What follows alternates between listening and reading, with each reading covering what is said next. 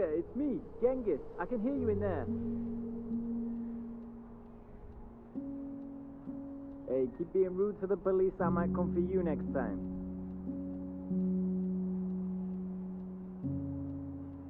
Your neighbor's having problems.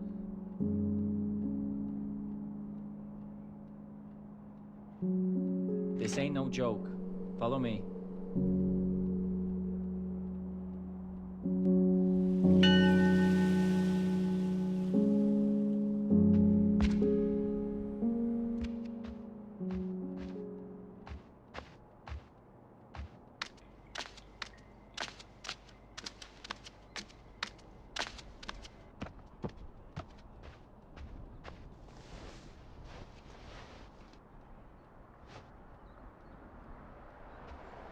Isia's birthday. Back when we tell each other, see you tomorrow, when parting ways.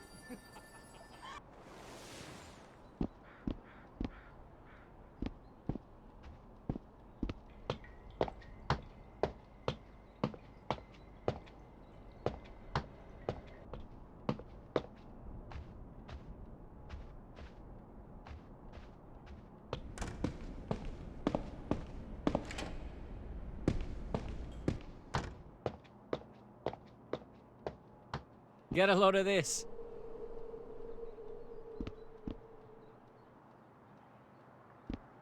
Misha, can you talk some sense into these cops? I'm not the criminal here, those punks are. How can anyone live in such a dump? Over there in the corner. Through the window, of course. Boy squeezed through and let the girl in. You're defending them? Are you in on this too? How'd you know them?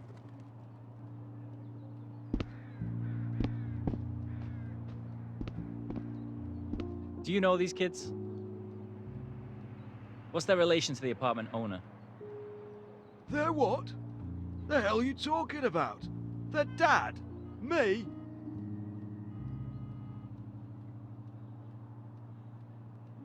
You see, the thing is, he called in a burglary this morning. I thought, burglars in this big village, that's a first. So we arrived, led us to the bathroom, and we found the kids huddling inside. Look, I'm no doctor. He looks sober to me. The kids are going into care for now. Anyway, we're holding you up. You want to lift to the station? No. Why?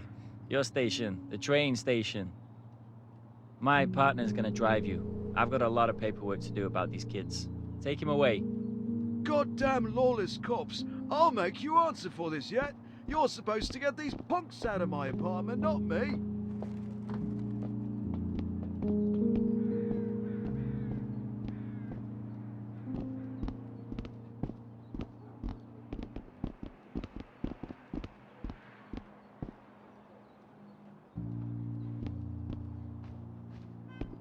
Can I stay at your place for a while, Uncle Misha? Katya grabbed me and locked us in the bathroom. Dad banged on the door. No! We played with him before bedtime yesterday, and today this happened. Misha, you came by. He boozed away the last of his brains, dragged me out of bed while I was still sleeping, tore out some hair, the old scumbag. After so many years, it's not like he even needs to drink to be drunk anymore. Help how? If it weren't for Petya, I'd have gotten out a long time ago like Mom did. No one deserves to put up with him.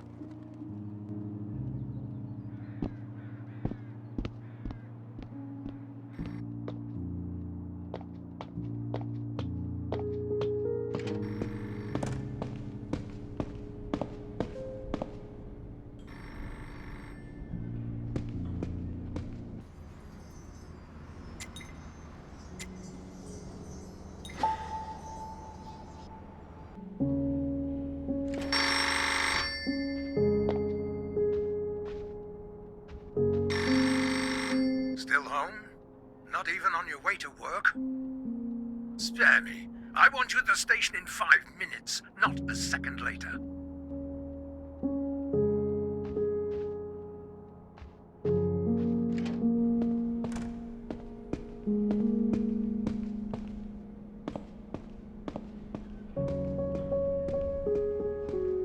Jump in.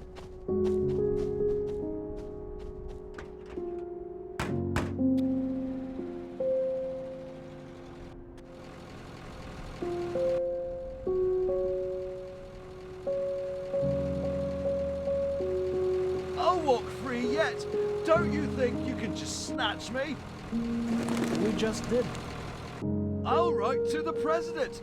You will be where I am now. Come again? I didn't hear you very well. Thank you. I'd have been so late if I'd walked. Dear passengers, entry permit checks are in operation at this station. Eating Please your have your entry porridge? permit Been and to a the little ticket ready boys' for room? inspection Get at to Checkpoint work. Office 1. Tell me about it later. Go let the passengers through.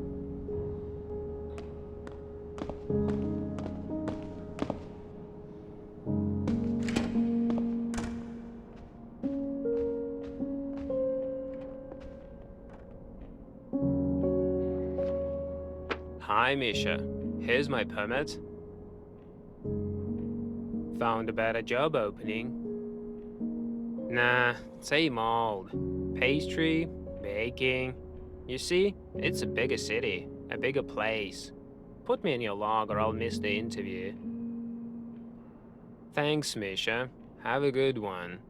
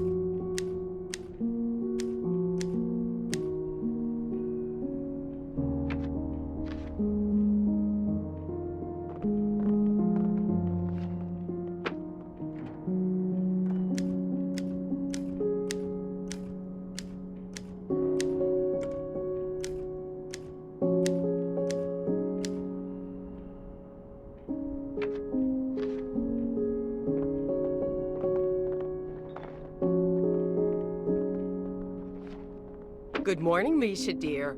Alma says hi. He'll be in town tonight. Don't ask. I don't even know. He's got some kind of job somewhere and can stay afloat for now, or so I hope. That's what you get with artistic types. His apartment was a pigsty before I cleaned it. Creative chaos, he calls it. My permit is right there. Oh, yes it is. How did I miss that? Right, I was off to the city and it expired then. Misha, dear, let an old friend through, will you? We know each other. You were with Almaz and Tioma all the time as a kid. I'll renew it at once. Not what I expected from you, Misha. You, of all people.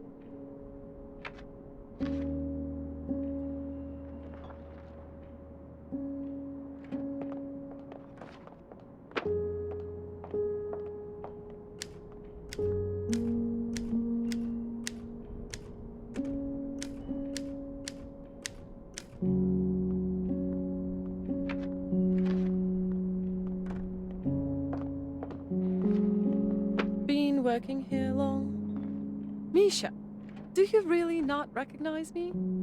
Here's a clue. Tioma, you, and... It's Aunt Galia's 60th birthday tomorrow. How could I miss it? We're all going to her party tomorrow. Have you gotten her a present yet?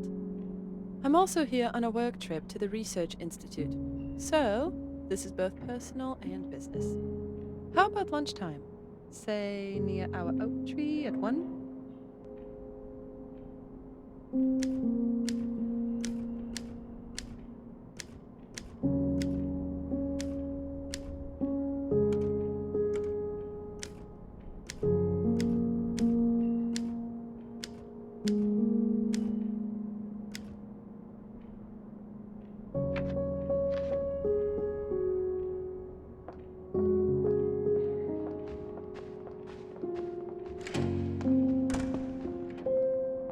you all right, Misha? Dear passengers, You look the troubled. 423 service to Kazan Took 'em will now long enough. depart from platform 1. Please stand clear of the platform edge. So what was all the trouble you had? So it's gotten that bad? Make sure you're back by 7.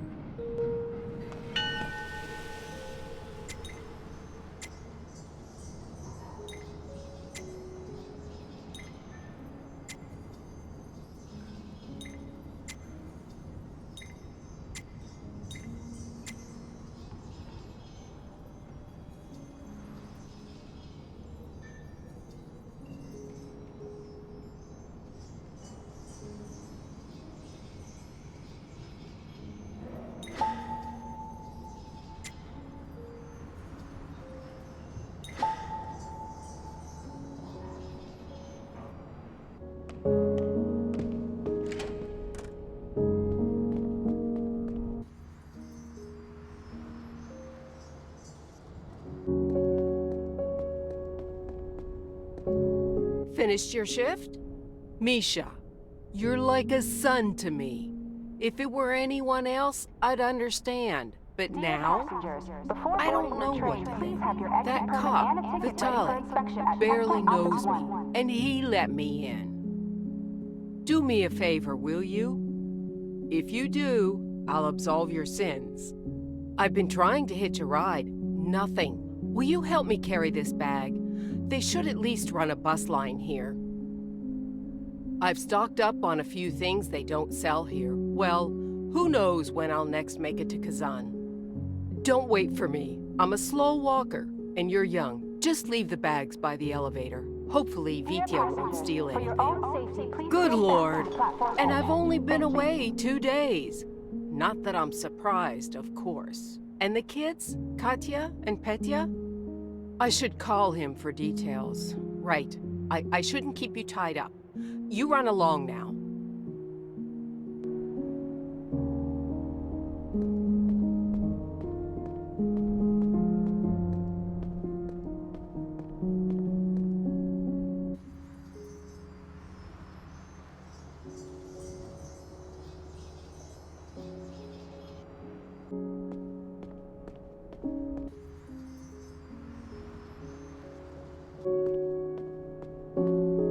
Dear passengers, entry permit checks are in operation at this station.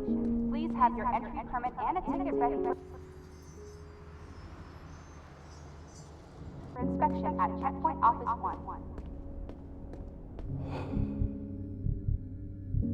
1. Asya is here, by the oak tree at 1. I wonder how many more times I'll be retelling the Vitya incident today. Those kids are in a tough spot now. They could use some support. I hope I'm not late to the meetup with Asya. I'll leave the bag by your elevator. Aunt Gaia said I could.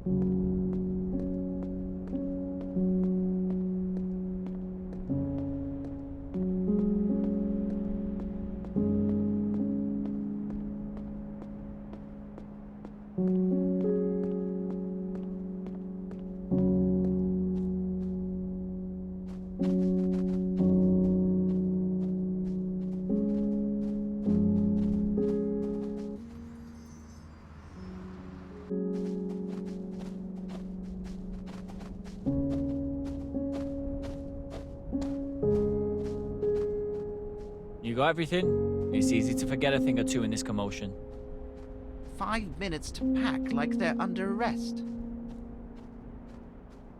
Don't worry, if you forget anything, you can fetch it later. You know where to find me.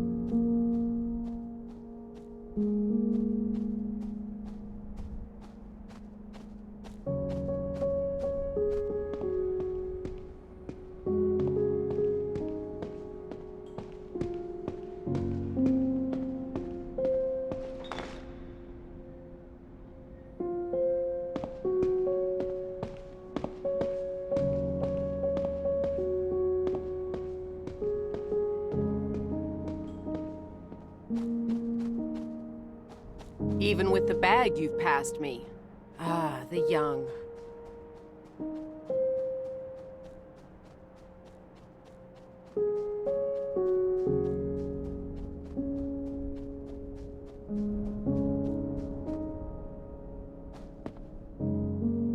So you're his neighbor, you watched this go on for years, and did nothing. We would have stepped in. The thing is, nobody asked.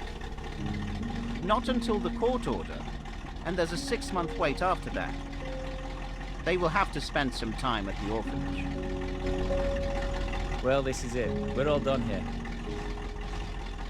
Miners are supposed to have guardians. You up for it? I'm not. You're gonna be a good Samaritan, yeah? Everyone thinks Samara's a city of bleeding hearts.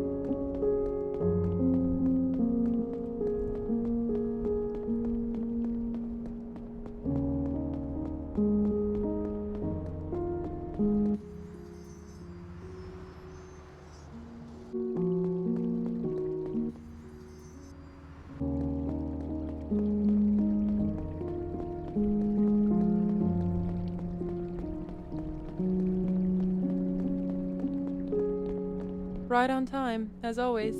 You haven't changed one bit. Blockhead. Would you like to visit our Garden of Eden?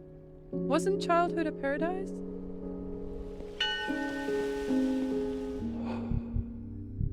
Childhood. Paradise. Is that some kind of quotation? It's supposed to be an insult, but Aisha makes it sound tender. Do you feel it? Like I never left. Everything's coming back in full force. All her childhood mischief. It used to seem so important. Then come stand next to me. Do you trust me? Let's just stand together and say nothing.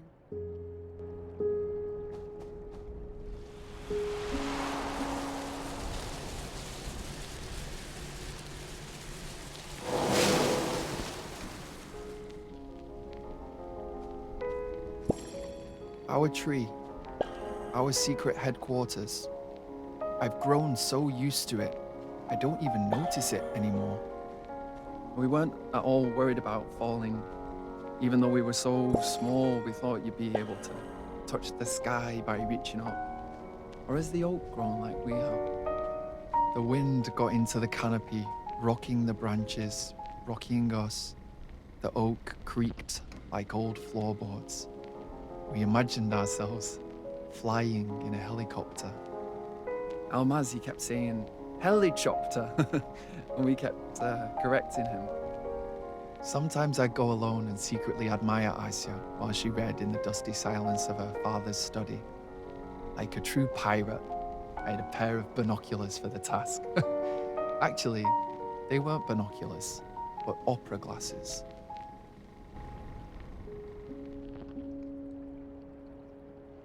Well?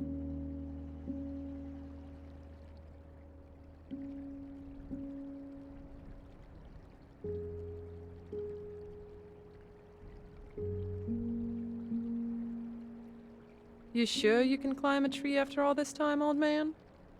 The rope swing is gone. Remember how we used to climb it up to the branch and then climb down the trunk?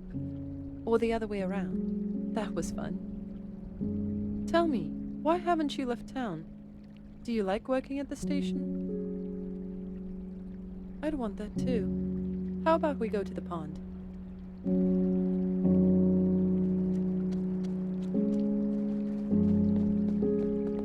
It used to seem as big as the sea. Up in the oak, we were aviators. Here, explorers. So there's nowhere to run. As a kid, I thought I'd grow up and move away. I could have stayed. Remember that time? Here at the pond. The accident. Guess.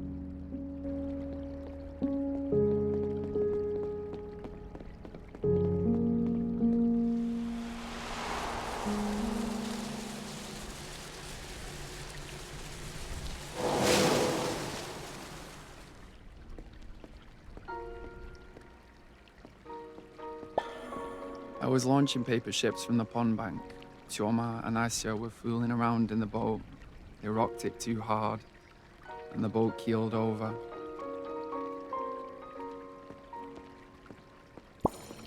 I dashed into the muddy water and swam headlong towards them.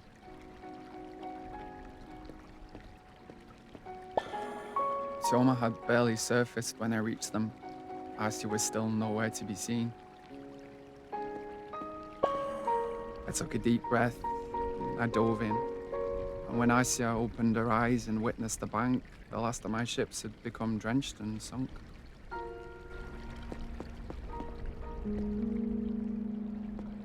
My fear of water wasn't unfounded. I used to imagine sea monsters dwelling where sunlight never reached. Squid, serpents. You may laugh, but I don't understand how you weren't scared. Are you? You never told me. Yeah, I'm afraid of spiders too. We have so much in common. I'm going to split my sides laughing, and then you'll go to jail for murder. Well, it's your turn to seek out our old haunts.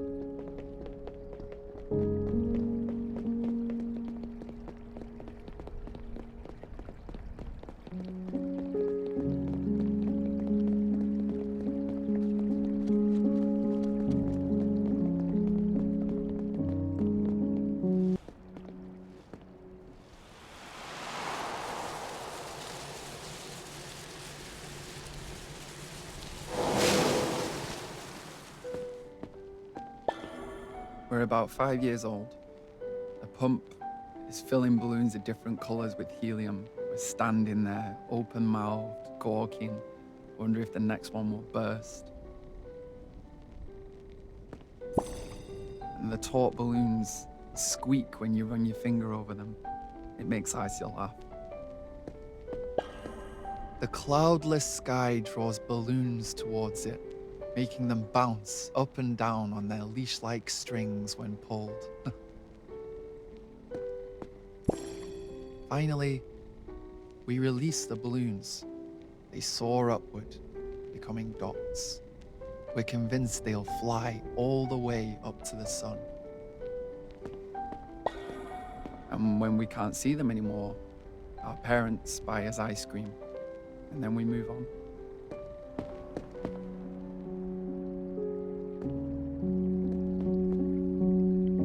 It's been so many years, but it still feels like yesterday, us heading home from school together. Speaking of, what time is it?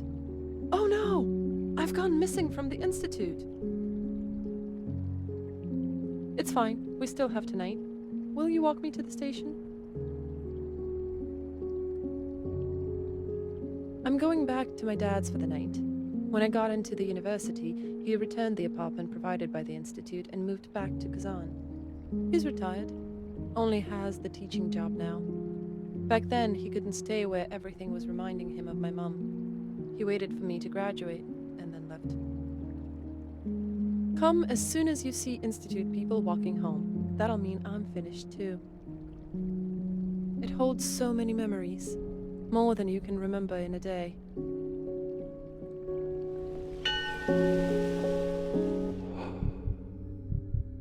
What's with randomly bringing up spiders? We got up to all kinds of mischief in here. There's no way to remember it all. And maybe you will. Let's see.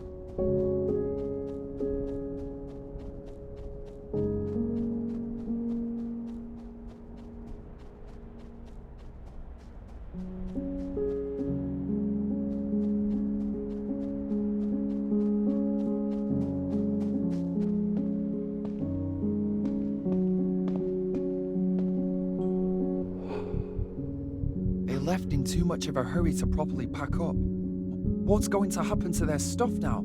Their apartment?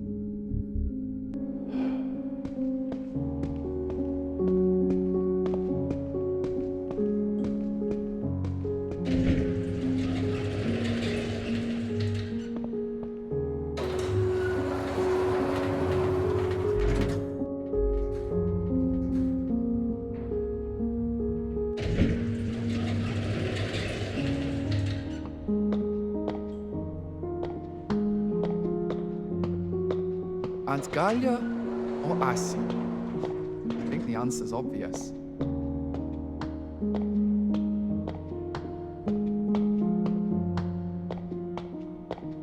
Aunt Galia or Asia? I think the answer's obvious.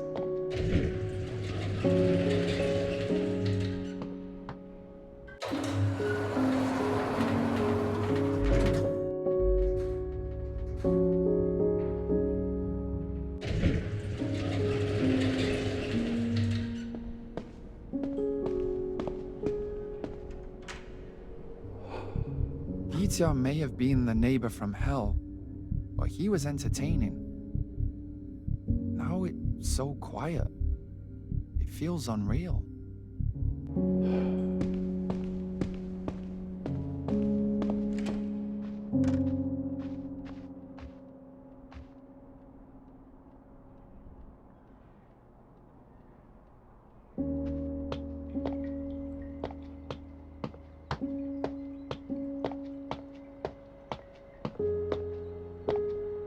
Almaz, one of his early works. Pretty good art for a kid, actually.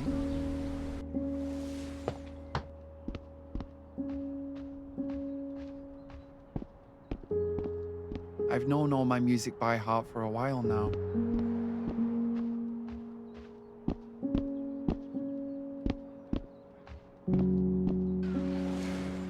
I'm too old to be building model ships. I can't get around to finishing this one.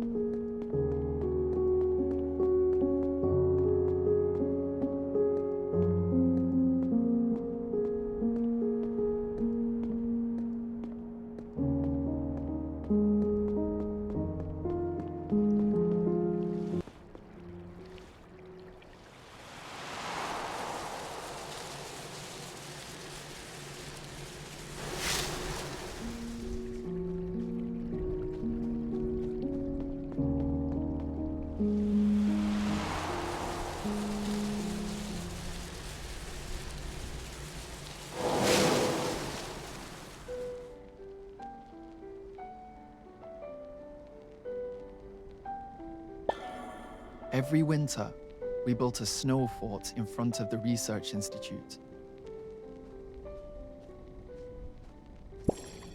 We split into 2 armies and traded snowball volleys until dark.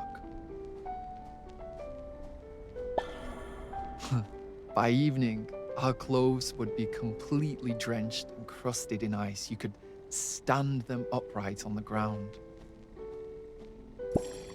We'd crawl back home, panting with exhaustion, and our parents would immediately make us warm up in the shower and drink copious amounts of tea. Genghis would boast that his contained a spoonful of vodka.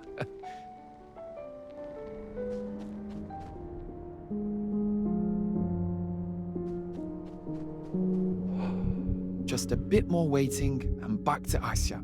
Today is Friday. The workday is shorter.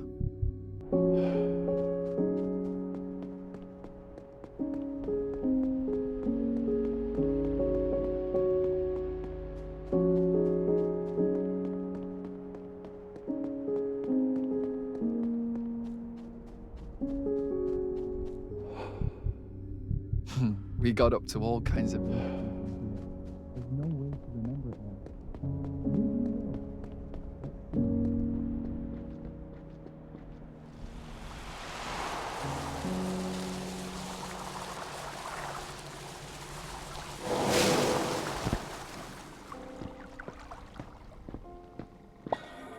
It was Genghis who got everyone into fishing. And when the summer came, he was inseparable from his fishing rod, and his skin gradually took on this sort of bronze-hued tan. We called him Red Chief, but he didn't mind. Aisha came along too, but she didn't fish. She was deadly afraid of the earthworms. Almaz would run after her with a couple of them between his fingers and an outstretched hand, shouting, "And now for a death-defying stunt." Pond stakers glid to and fro atop the water, and rainbow-winged dragonflies hovered above. The quiet splashes, the rustle of the leaves, lulled. Sometimes, one of us would fall asleep on the soft, sunlit grass. What we caught, we fed to the cats. This place had nothing worth fishing for.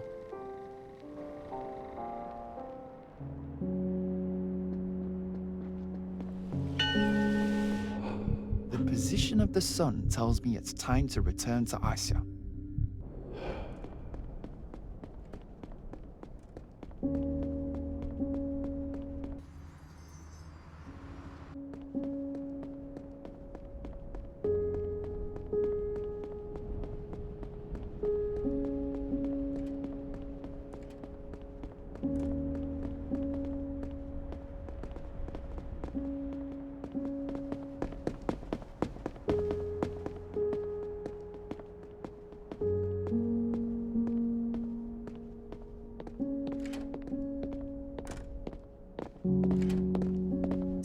Sorry. I'm such a slowpoke. Have you been waiting here long? Will we catch the train?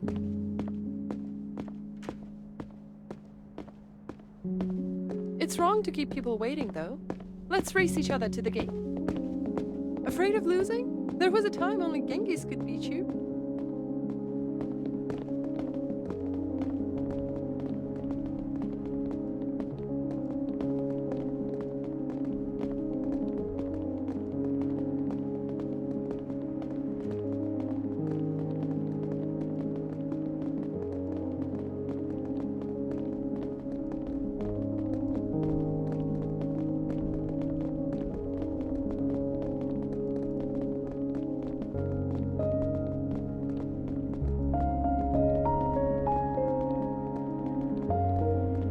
You've really gone out of shape at that station. You were the one who wanted childhood to last forever. Here's another spot, by the way.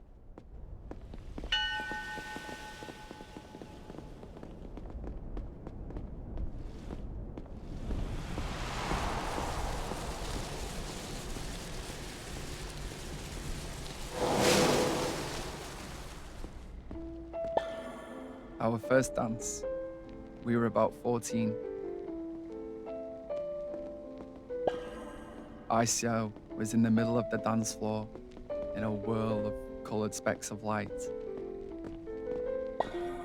And then Zinaida, the maths teacher and our class tutor, she announced a slow dance. I was leaning on the wall, looking for words to say to Aisha. But Tioma beat me to it as usual. So I invited another classmate. She too was shuffling on her feet nervously beside me. I walked her home afterwards. And while we parted ways, she pressed her lips briefly against mine. We both became embarrassed and then hurried home.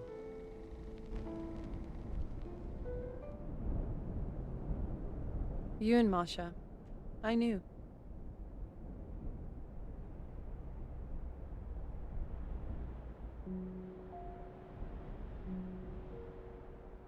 You think too much.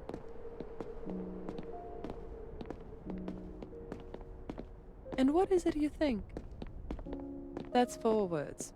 Isn't anyone else still here? I've heard Almaz is in Kazan. Genghis? A cop? That absolute punk? I've lost track of everyone. Even Artem. Only saw him a few times throughout university.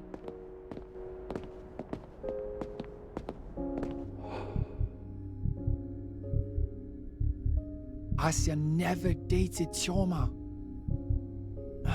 Even small confessions are so difficult.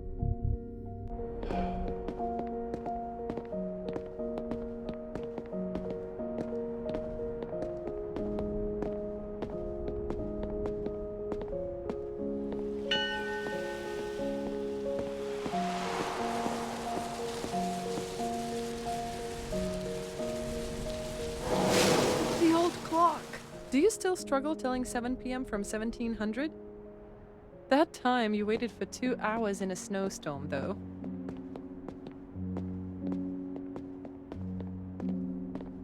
Oh, please. You were wearing a light jacket. Your forehead was scalding hot later. Not even today.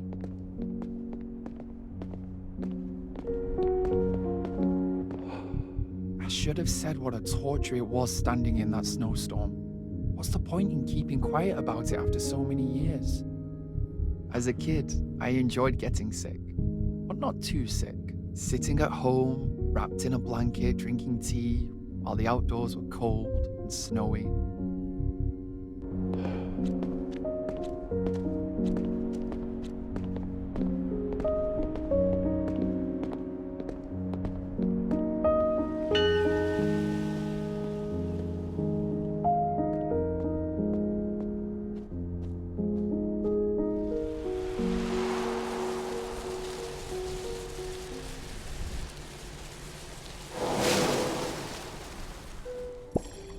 One last stroll before Asya left for Moscow. She wanted apples for the trip. I almost confessed my feelings to her. I had a speech on a copybook sheet in my pocket ready to say it, but Tioma kept hanging around.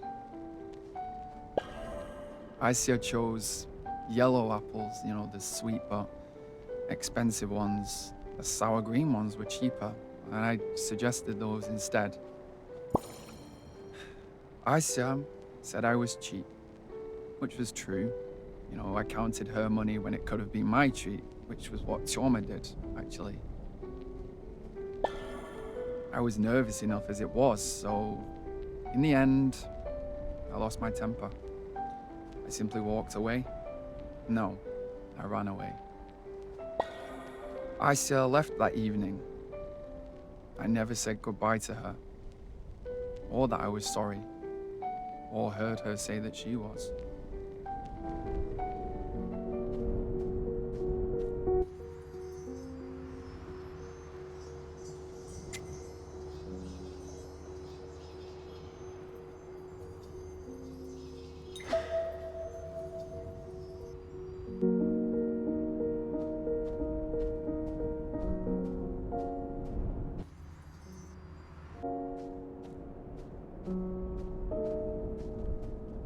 What's with the silence? You have a lady to entertain. I'm sorry, too. I was quite a character myself. First I was mad at you and waiting for an apology. Then I was in over my head studying. I'll definitely call Misha tomorrow. I told myself every day until my own silence became embarrassing. No, he visited me. I got a job right after my freshman year. What's there to tell? I wanted a fun life. As a professor of mine used to say, a student's best years are his student's years. Asking Dad would have been awkward, so there. Let's not dwell too much on the sad subject of whether I'm a good engineer. I've stayed in a room on the outskirts since I dropped out. I'll give you my number. Which will only result in my roommate disconnecting the phone.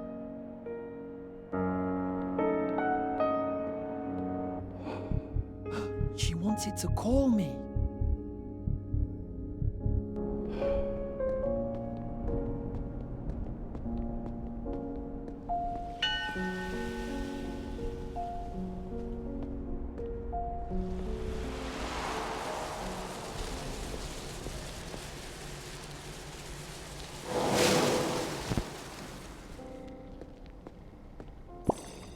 The Green Cat.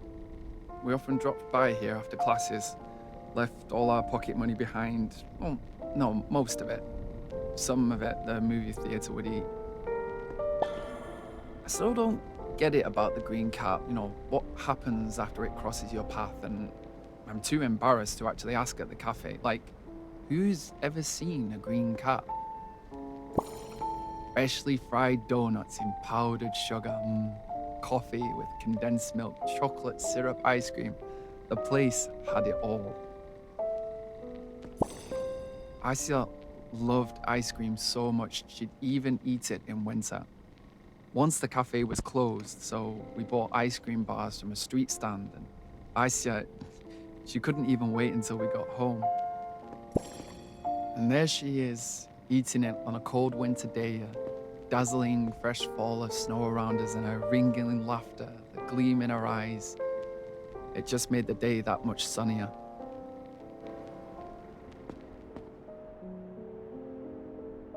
Actually, I'm into waffle cones now. Whole new me. Oh, you devil you. What do you even need my soul for? Sorry, I'm fresh of a cold. Oh, that's what I've been missing. What's fall without rain? I love fall. Psst. Psst. I want to hear the raindrops falling on my door.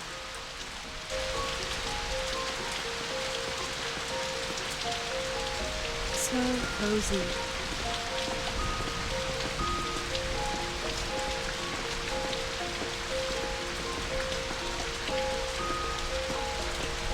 I could write a poem.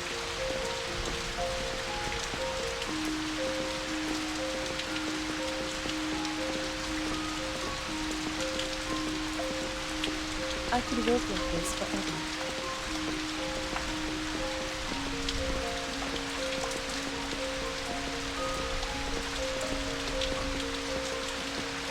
Why is the walk to the station so short?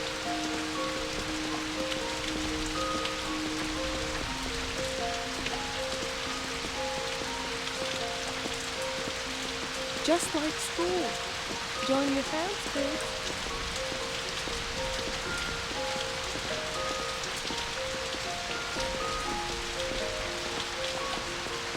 We are coming. Dear passengers, entry permit checks are in operation at this station. Please have your entry permit and a ticket ready for inspection at Checkpoint Office 1. Aren't you going to work? Oh, oui. You need it more. They're promising clear skies in Kazan. Well, I'll phone Dad from the station to come and pick me up in his car. I'll be fine. Let's go then. Thanks for today. See you inside.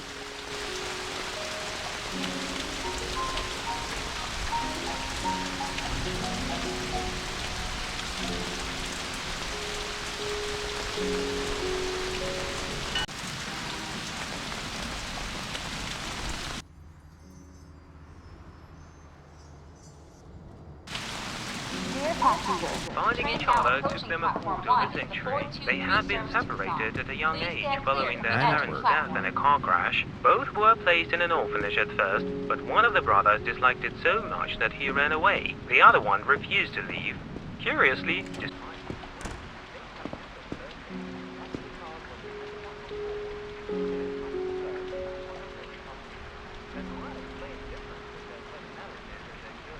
Here are our permits. So, Vitya's drinking problem has gotten worse? Of course we do. From people on your block. They say they heard a lot of profanity this morning. So they looked out the window and there was Vitya, being led away. Is Vitya home? Masha's worried too. He's in her class. Say hi for me. We'll go see him ourselves. Won't we, Masha?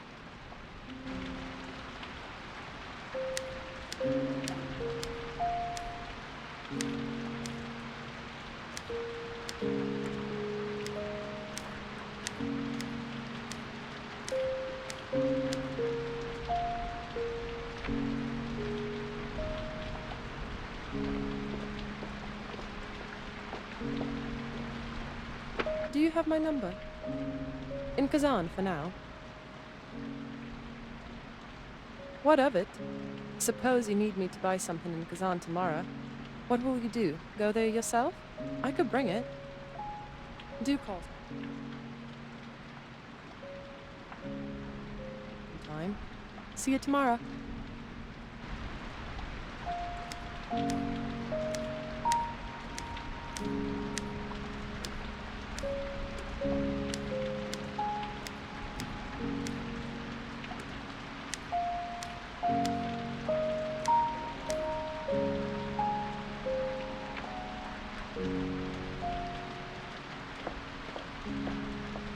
Well, hello there, Misha.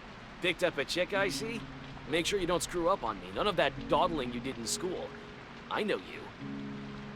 Come on, Misha. I just want what's best for you. On your own, you'll be an old man before you get anywhere with her. Do what I do. Who's talking about that? I've been going steady with someone, you know. I'm actually on my way to propose to her. Want to see the ring? I could help. Think it over. Really think it over.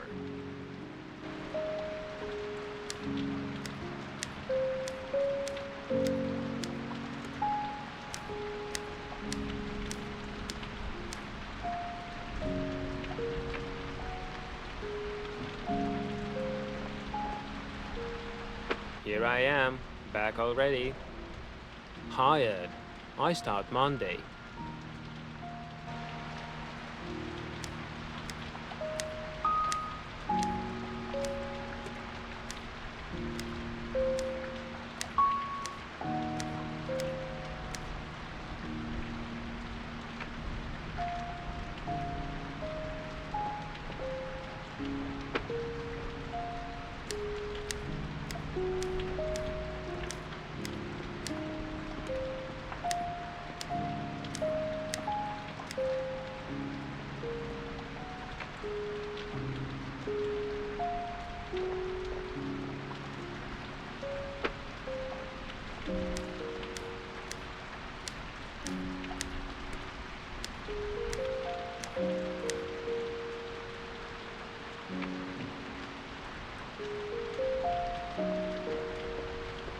Log up the station for me, will you?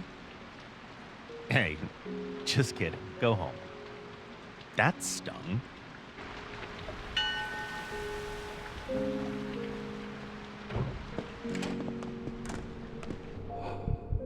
Do I have anything to give Asya?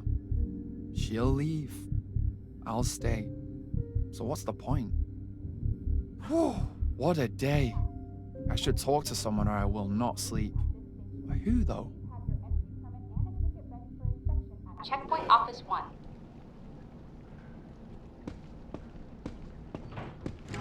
Dear passengers, the 423 service to Kazan will now depart from platform 1. Misha, wow, it's you.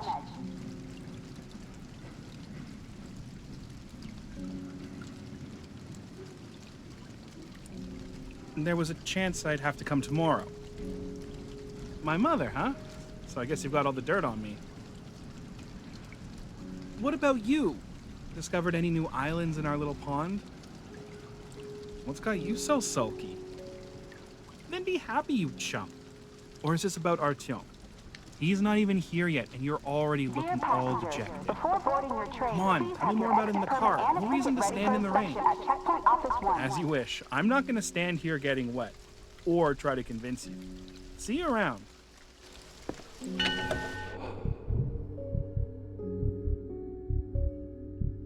So now I'll lie down, and all these thoughts will flood into my head. This may be a small town, but it's big enough for a good, exhausting walk. The kind that makes you conk out after. I shouldn't mention Asya to Almaz. He might pass it on to Choma. Give me a lever long enough, and I'll fall asleep on it. Get ready for inspection at Checkpoint Office 1.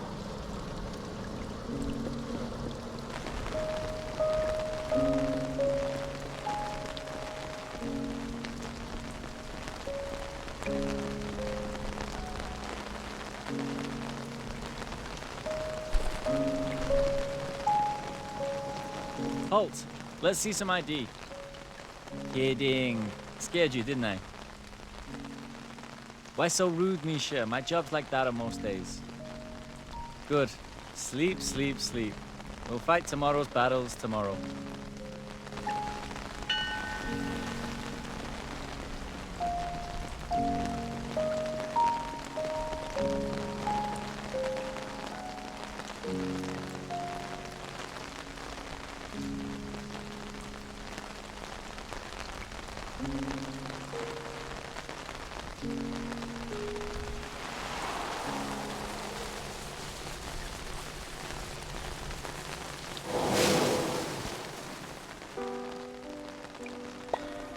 So there was this one time during a subotnik, and Aunt Galia's late husband, he planted a sickly willow sapling into the ground. It would outlive him by 2 years. As the saying goes, a man must raise a son, build a house, and plant a tree. That's 2 out of 3, but no house. I had my own experience as a gardener. I picked up an acorn under our oak tree and planted it in a pot. A while later, a sprout appeared, but it didn't survive in my care. Not that I provided much.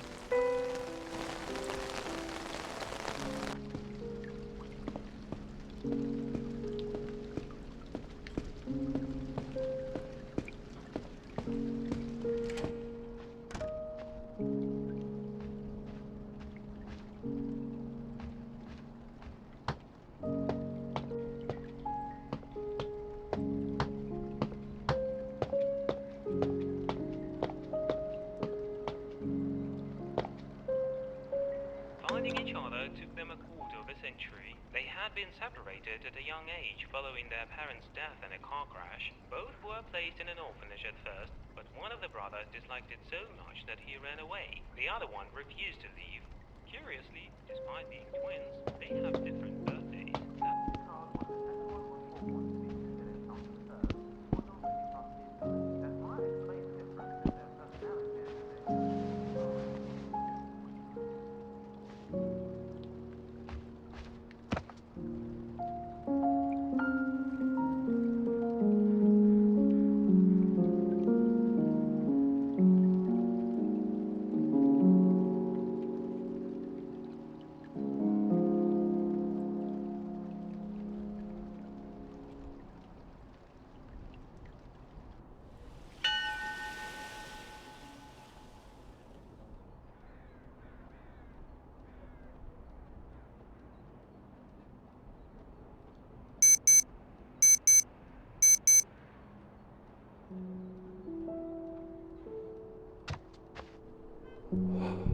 Yes, I get to see Asya again today.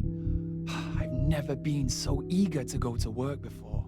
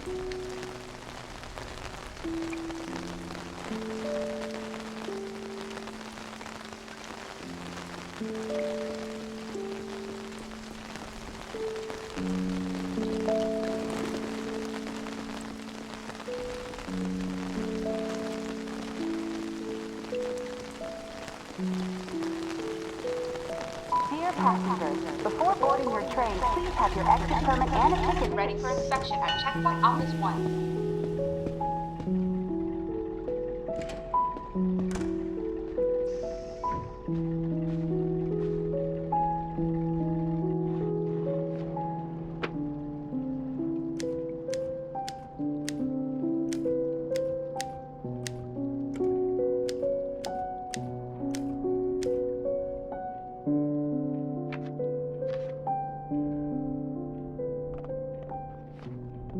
I can't believe what I'm seeing. So Mom wasn't joking. She let it slip over the phone once that you got a job here. Aren't you a little too smart for a place like this?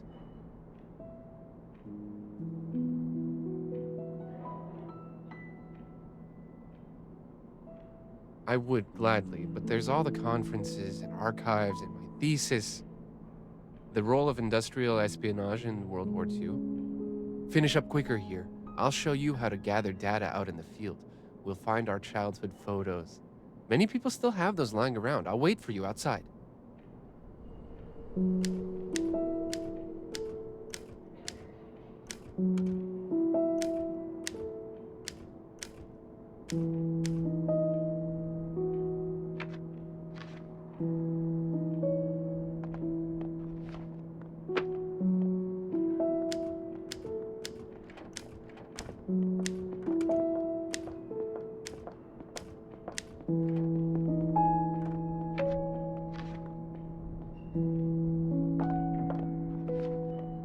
It's me again.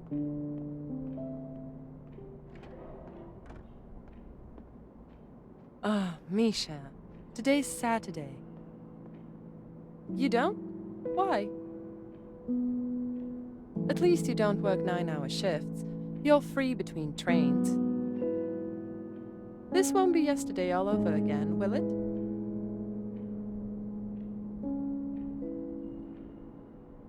Don't be so harsh. He may be a smartass, but that just makes him funnier.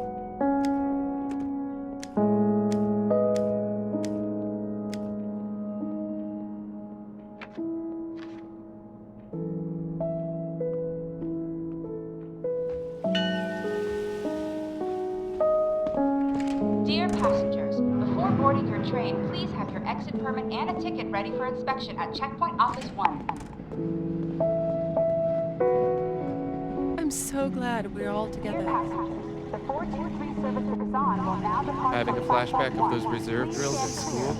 Almost 25 and still fooling around. I think it's cute. A soul doesn't age. Such a blockhead.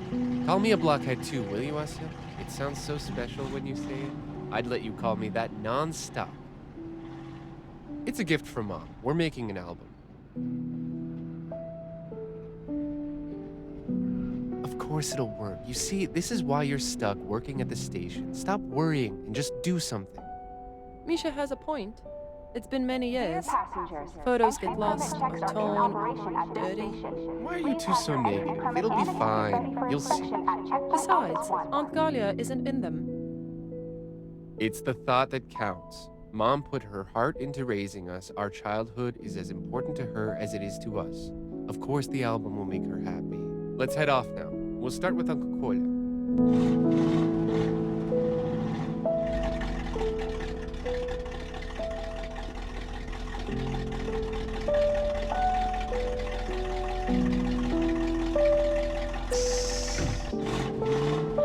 Dear passengers, entry permit checks are in operation at this station.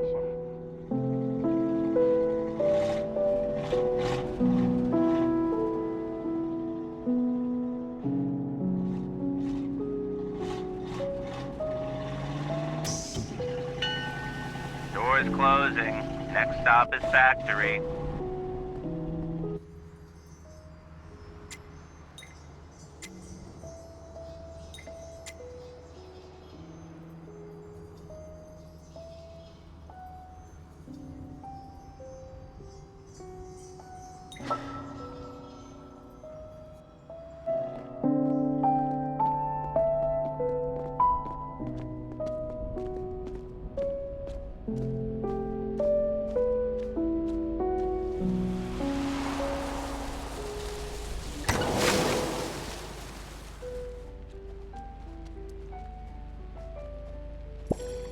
A good old puddle. With us for all of our childhood years. With us still, actually. We even named it, remember? Nikolaevskaya, in honor of Uncle Kolya. Yeah, and we'd mark it on every map. No map was complete without the puddle.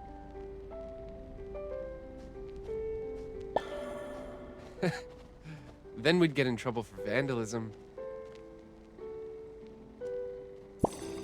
Misha even launched his little boats here. Always up to something. Meltwater drained here in the spring and rainwater in the summer and fall.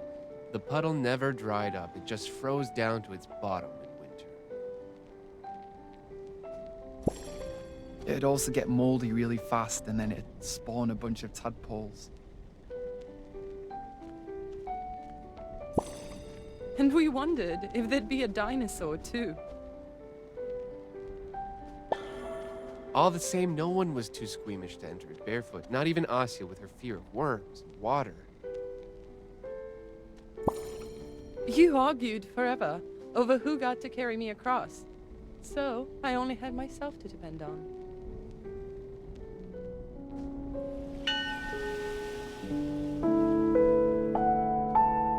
I knew you'd be here. Look who it is. What brings you here? Aren't you gonna ask us how we're doing? Can't wait to show off being a Moscow boy now? Well, go ahead. Why so aggressive, Collier? They're not those kids anymore. And even back then, they used to crawl all over your car, shining it with their clothes, so what's the big deal? Shining? Scratching more like. So, out with it. Are you here to beg me to lend you the car?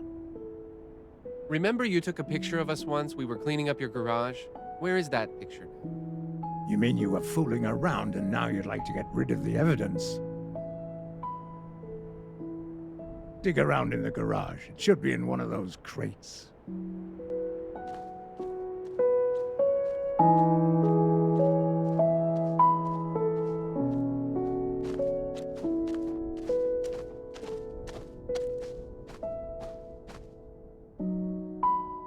What does Uncle Kolya need a bike for? It's not like he'll ever ride it.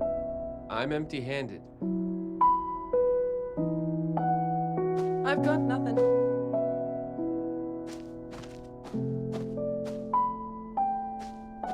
Almost every crate is empty, but there's some kind of junk with a clock.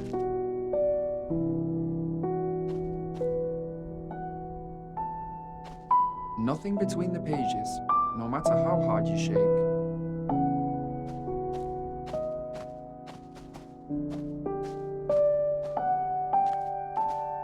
An old phone, that's all it is.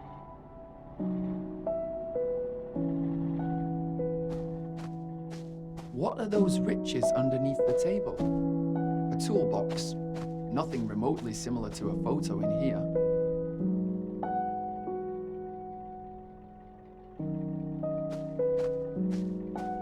Find anything? Perhaps you took the picture home. What do you think I am? Some kind of hoarder? I left that junk where it was taken. Start really looking. Go through everything again. Well, if the photo is junk to you, maybe you threw it away ages ago. Look, clever guy. If I say it's in the garage, it's in the garage. The keys are inside. Just like that? Back then, you were a bunch of little kids. You would have crashed it. Now, you're all grown up. At least you look like it anyway. Let's go to my place then, shall we? Football's on in a few minutes. So you understand I've got no time for you. Busy out of my mind. His generosity is suspicious. Genghis had something too. Is he still here?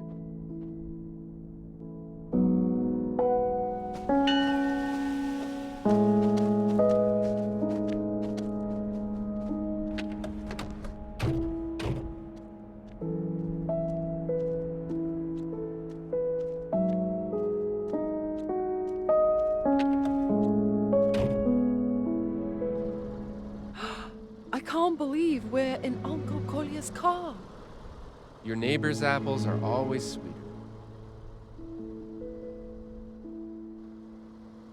Don't be a killjoy. Perhaps Misha will be less grumpy if we let him drive. Later. Let's grab Genghis first. If we stop and swap seats all the time, we'll never get anything done. Hey, watch it. I'll leave you on the side of the road. You think that I won't? I totally will. Enough. Let's call it a tie.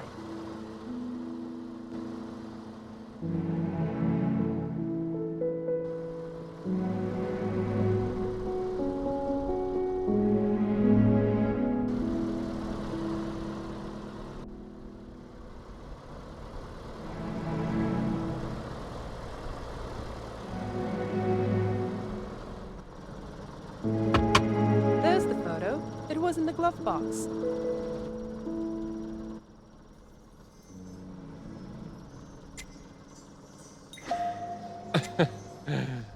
How we used to beg Uncle Collier for a ride.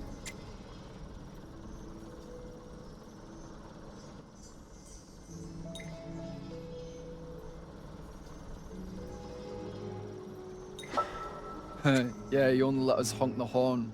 I guess that was generous enough by his standards. I could see how Tom Sawyer got those kids to paint the fence for him. Even getting to wash the car was pure bliss.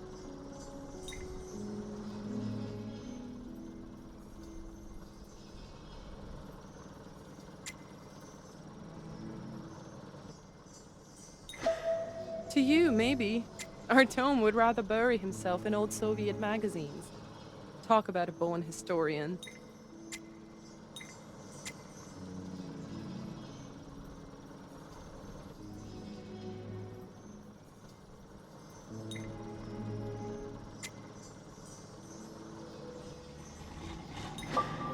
I wonder where they are now. A hoarder like Uncle Collier doesn't just throw things away, does he?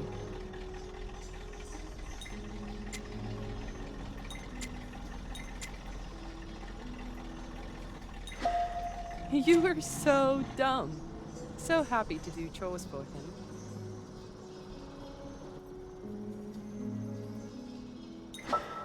And he was never satisfied either. He took that picture so he could rub it in our faces about how lazy we were.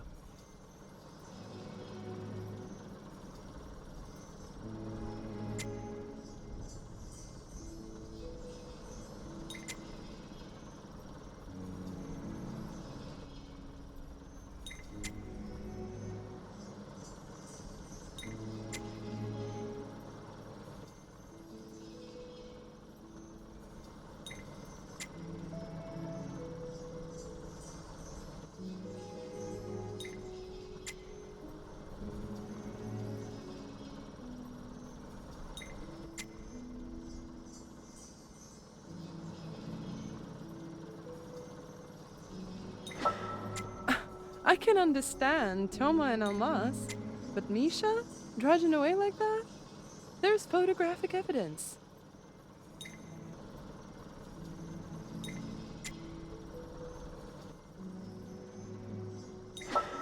But it was totally worth it. That Babieda was the pinnacle of technology to us. It was basically a starship. I used to dream of buying one just like that when I grew up, and I'd dream of traveling all of Russia in it.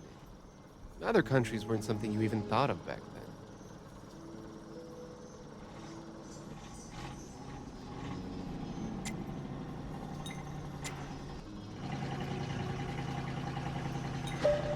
Lake Baikal was supposed to be your first destination. We heard no end of Baikal trivia from you. You were a walking encyclopedia.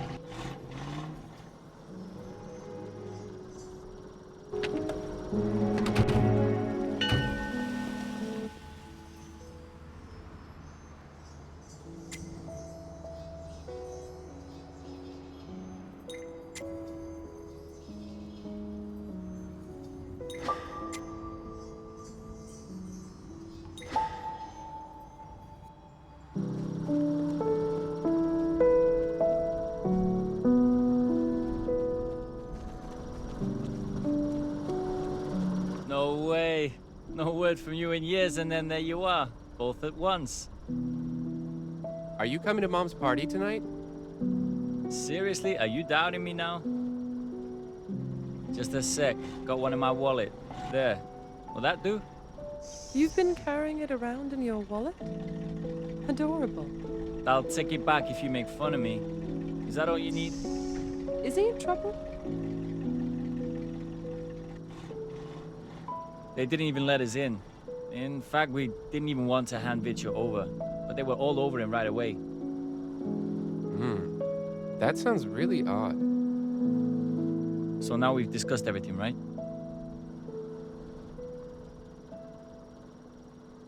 Whoa, not so fast. I need you to do something too. See those two louts over there? They need to go to the orphanage. And I've really got no time for that. They ran away and went on a rampage. Smashed a window, pinched a bunch of things at the market. And you're letting them go just like that? Well, they're first offenders. Sure won't let it slide next time. By the way, Zinaida might have something for your album too.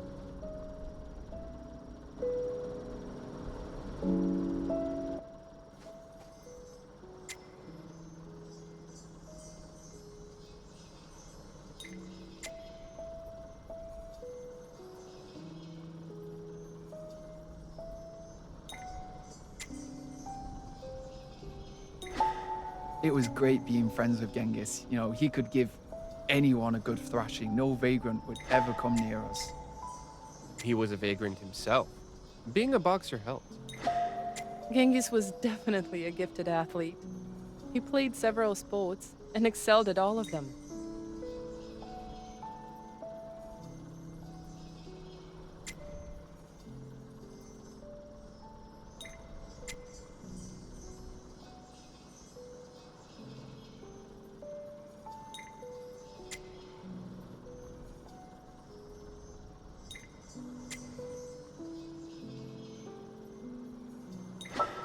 All but one. Chess. You couldn't get him to sit still for 5 minutes. So you're still jealous. It took a lot to talk you into posing for that photo with the rest of us. Oh, well, each to his own. Genghis would have hardly made a good scientist.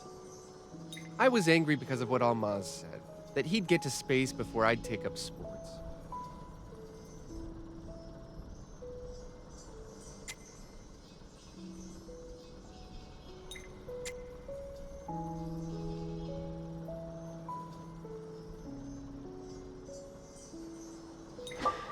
But you did go for morning runs with Genghis. Of course, you only lasted a week.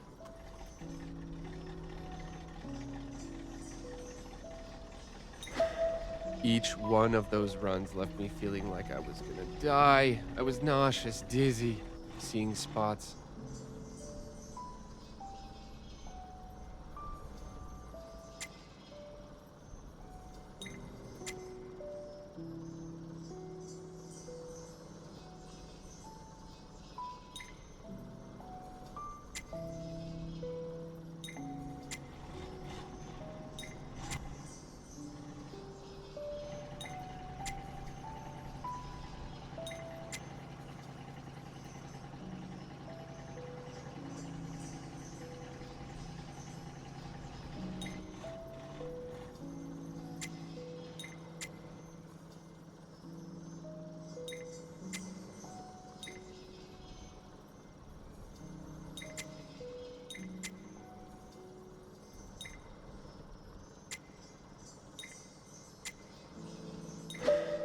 By the way, it wasn't just running. I did chin-ups too. Although Genghis did say I just looked like a sausage hanging from the bar. Then they sent him to a regional competition. He'd have been the world champion of something at this point, not for that fight.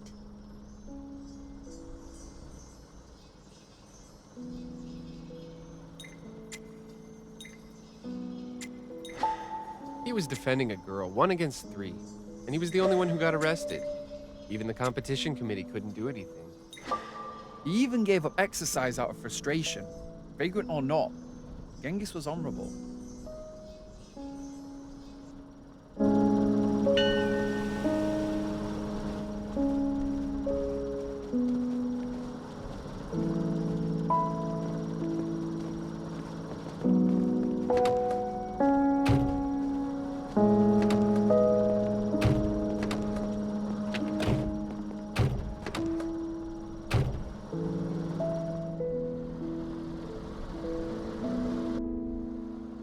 Out with it then.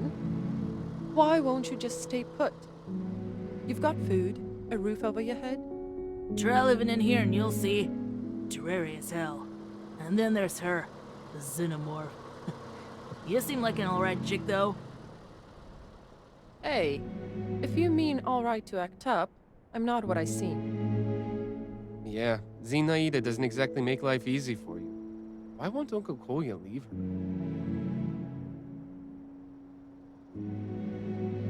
Not a lot has changed here. As a historian, I find this boring. Yep. The girl has a hell of a temper. We tried to gang up on her and it didn't work. Boy's a wimp, though. What's in it for us?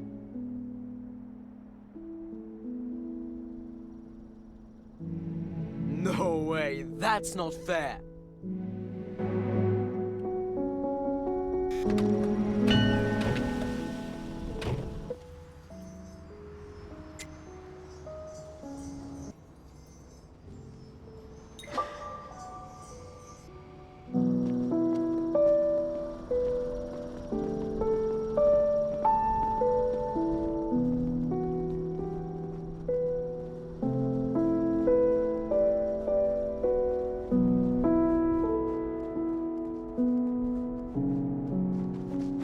A class reunion by the looks of it.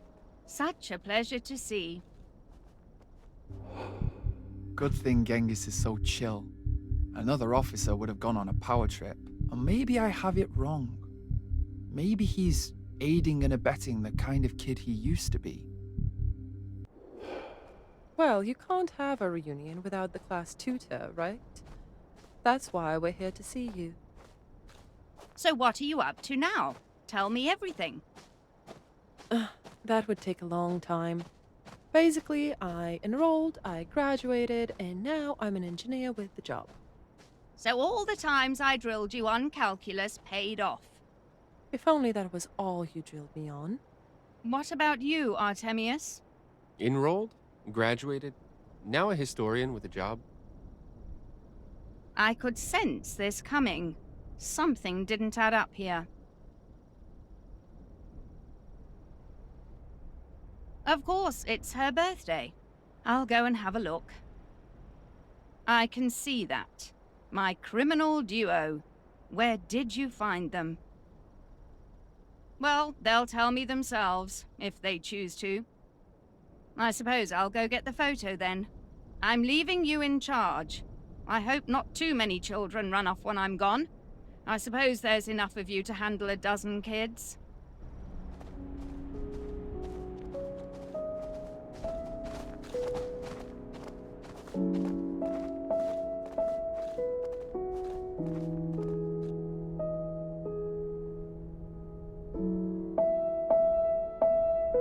Is this it? Just standing around and watching? Not what I imagined. That just gave me an idea. Let's maybe tell the kids a scary story. Here we go again. Tired, Misha? Thought you'd join us. Quit standing there and help out, dude. Hugs for everyone, kids. You watch Kids out these now, you days. rascals. I'm a master detective, aren't I? Totally not fair.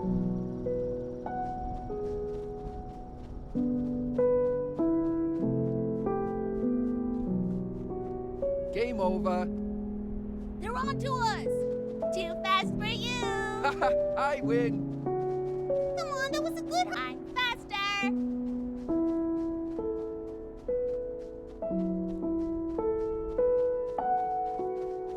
Game over.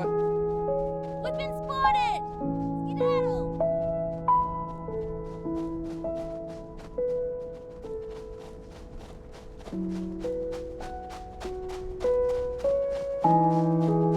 I'm a master detective, aren't I? Spread out! I could use an invisibility cloak.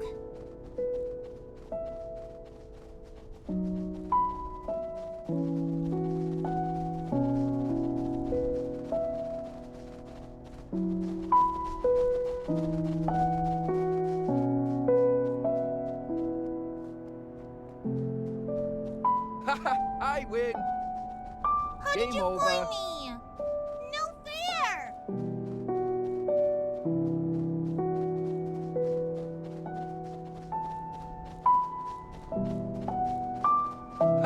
I win. Now you hide! I'm a master detective, aren't I? Look out! We've been spotted! I win. Totally not fair! Game Get out over. of here! They're on to us! Look out!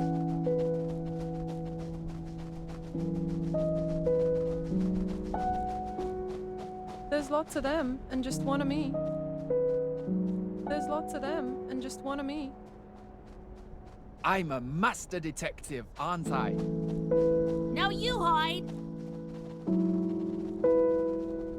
Catch me if you can! I win. I could use an invisibility There's lots cloak. of them, and just one of me. We've been spotted! Let's play tag. Could I get some help here? That or an extra eye on the back of my head?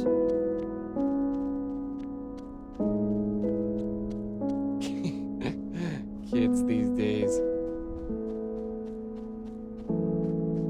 Could I get some help? Freeze! Who do we have here? How did you find me? Don't you try to run. Freeze! Where Hugs for are everyone, you? I'm about to be torn apart by a bunch of rugrats.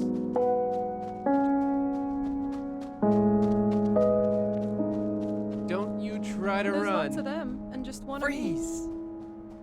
of me. Hugs for everyone, Fine, kids. at least this is exercise.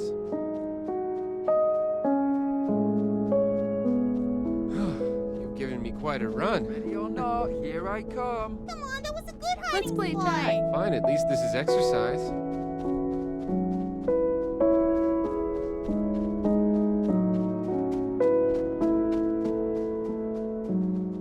We could use some help before they scatter all over the place.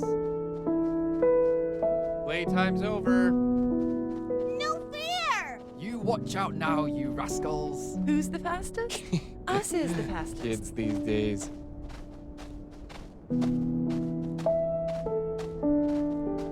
Here. It's all I could find. That's a lot. We can go to Mom with what we already have. You've been very helpful.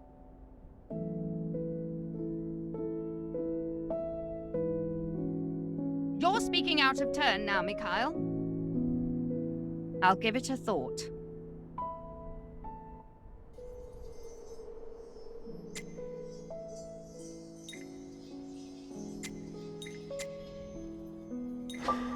We were done with school by this point. Our finals were over, entrance exams are coming up, and we got a moment to pause and rest. Summer, summer, summer is taking my cares away.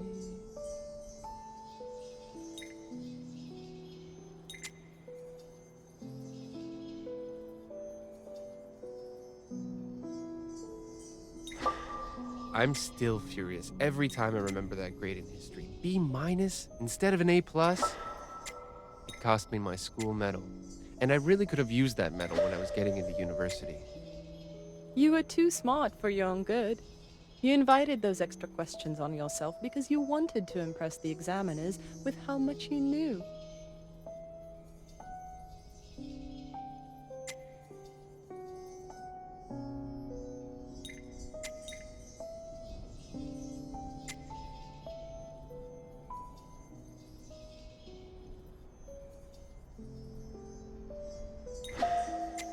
Take comfort in knowing I made a fool of myself too when I fell into the fountain.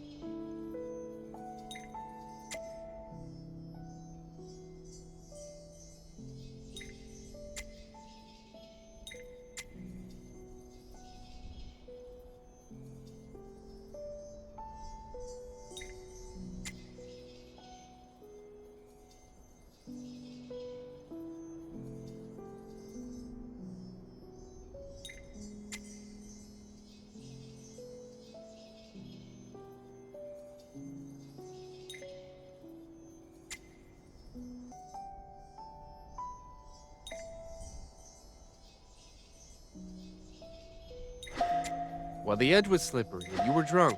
We couldn't carry our liquor back then anyway, especially not Applejack. And that fiasco didn't affect your future in any way. In any way? For all I know, I could have been married to Isia for years by now. I did it all for her, remember?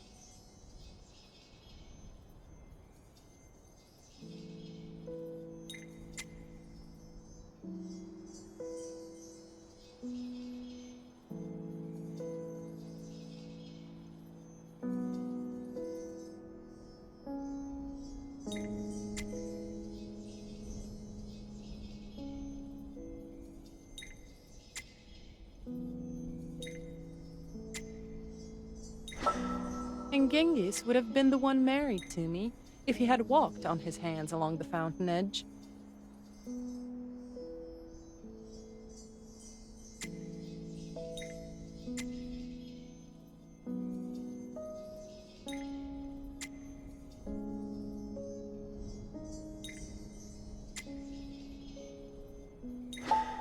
Of course he would have, but Misha got jealous and pushed him into the water on purpose.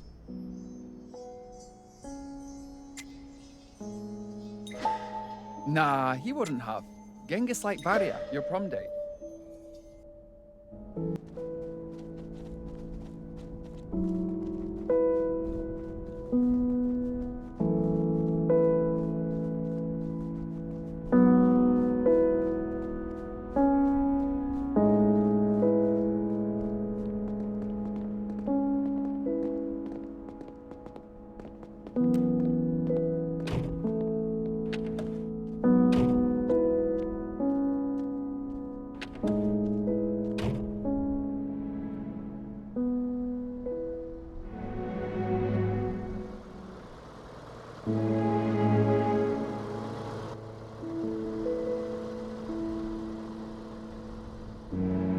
Step on it, man. You're driving like a girl. I should have let you behind the wheel. Approaching orbital velocity. Did you hear that? I don't like that sound. Did it come from under the hood? Oh, stop the car! We're gonna crash!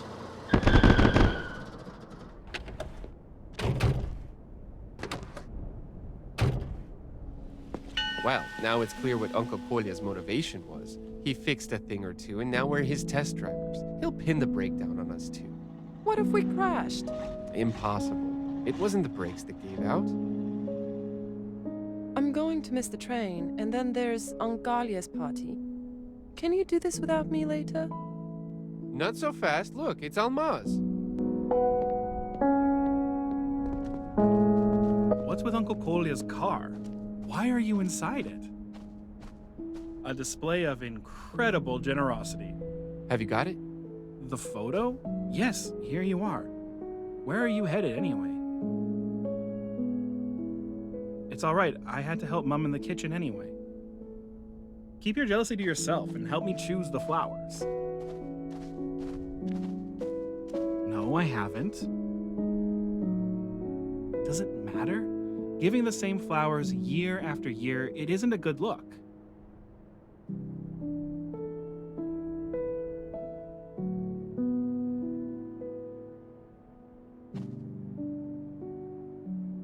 Mesmerizing.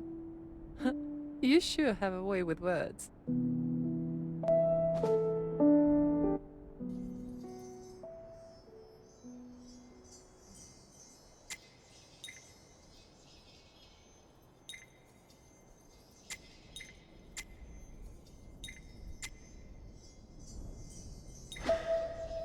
The summer after middle school.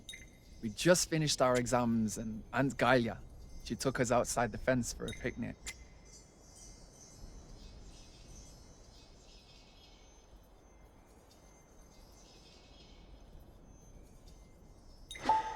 Right! And the place was swarming with mosquitoes. The campfire was our only protection. I smelled like smoke for 2 days after that. And Almaz teased you. Interesting choice of perfume. All you can remember are the mosquitoes? What about all the mushrooms, milk caps, red caps, penny buns? Things of beauty.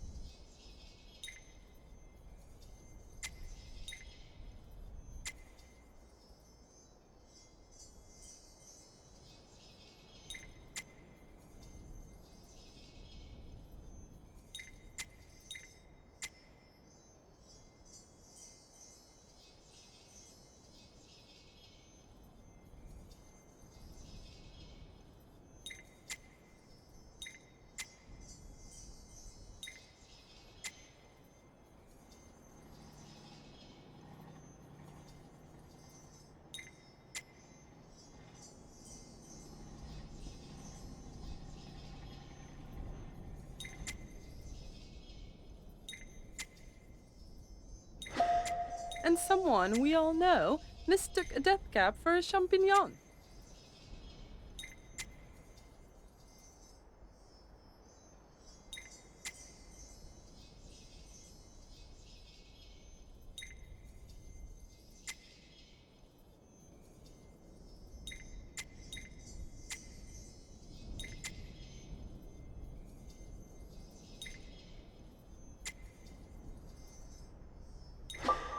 So, Choma barely made it out alive too. He chopped at his own leg with an axe. A good thing he was wearing high boots or it would have been much worse than a scratch.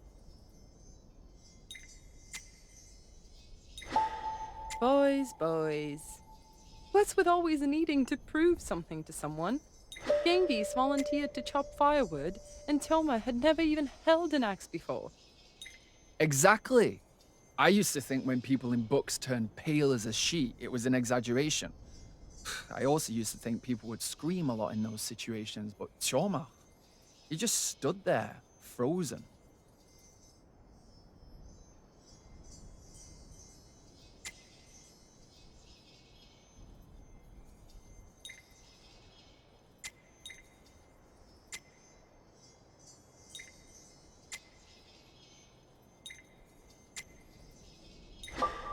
And you couldn't light the campfire. Asya pestered you with advice, taught you to arrange the firewood in a little tent structure.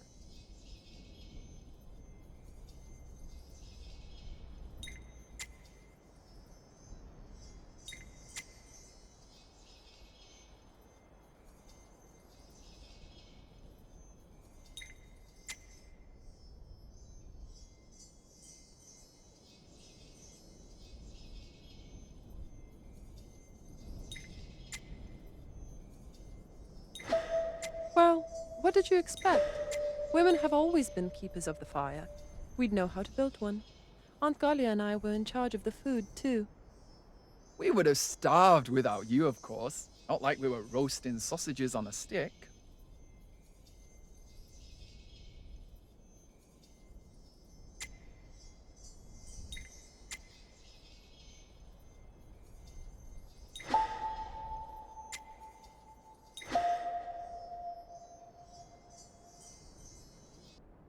Now for the final touch, Asya's birthday. Go ahead, Misha. Produce the photograph.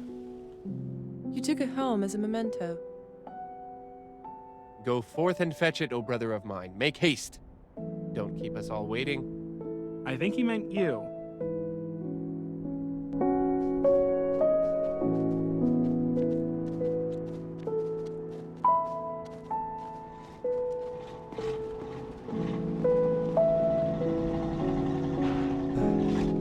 hope the gift was a good call.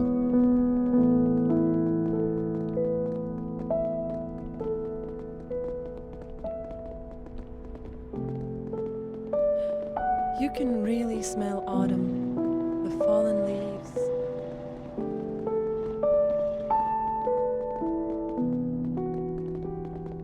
Walking is good for you too. Your feet are how you discover the world.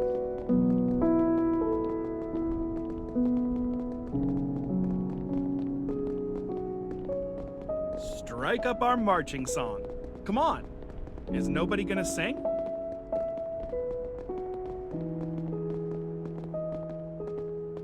Gift ideas are a form of art, and I never mastered it.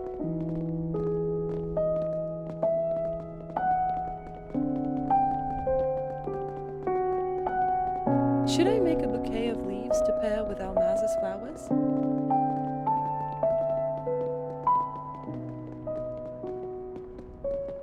In this tiny town, one might as well take a stroll. No time for that out in the world.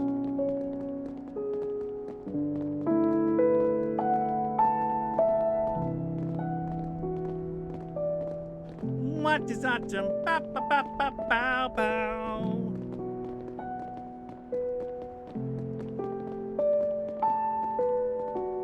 One gift between the three of us? That's just disgraceful.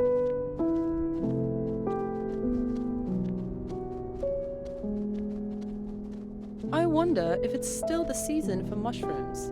Aunt Galia used to make amazing mushroom soup. As the saying goes, a journey of 1,000 miles begins with one single step.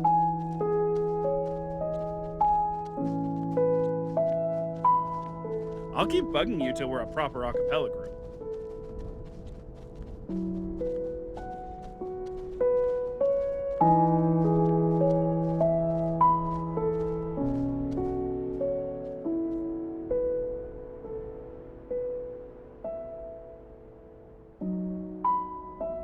I've been on the lookout here this whole time. Almost ready to head to Aunt Galia's. Thought you were already there. He let you drive it? Lived out your childhood dream? And you messed it up that bad immediately? I wouldn't want to be you right now. You didn't. That's quite something. I hope he doesn't lose his mind. Just to remind you, the photo, bro. Are you going to wait for Misha? As you wish, I'll go set the flowers in water.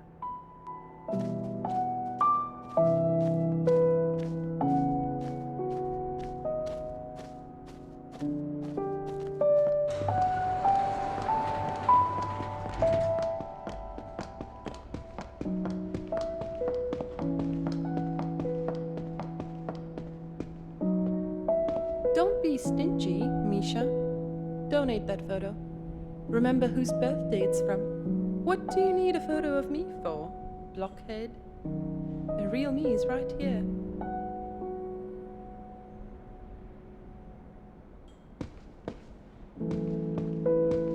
You're on a mission, bro. Failure isn't an option. Do it for the country.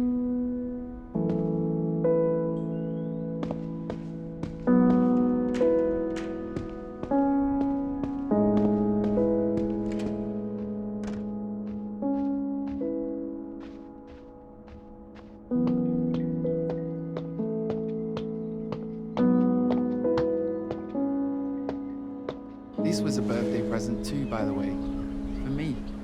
Almaz never has to overthink presents.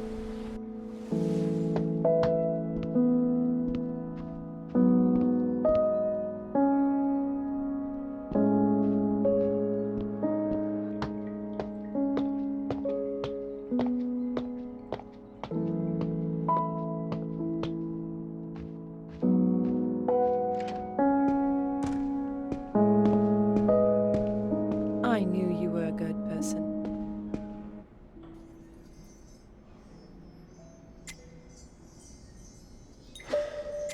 Tioma definitely came up with the best greeting that year.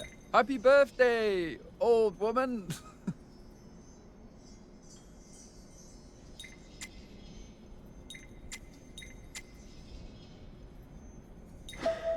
Well, it was memorable, which is more than I can say for your muttering. What was it? May is the best month of the year, stay born in it? We could have held a contest.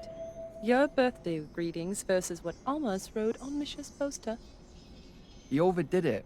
I only asked him to help with the artwork.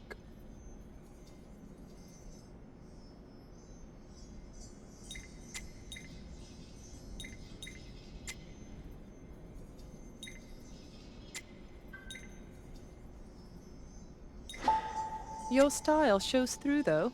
The sea and the ship. Traitor! Traitor! There's no other word for it. This instead of helping out his brother with a gift idea.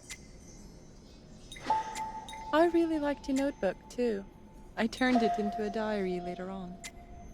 And Genghis's gift was dead on arrival.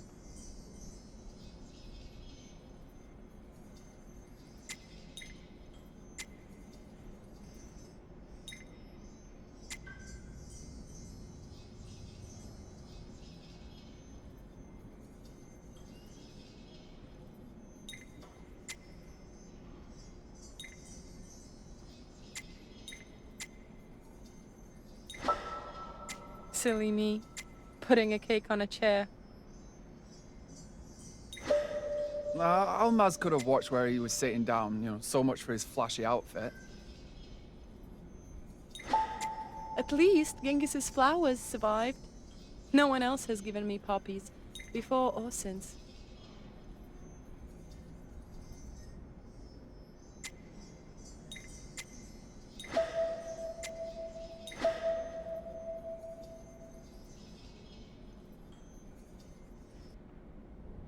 The four of us won't fit. I'll take the stairs.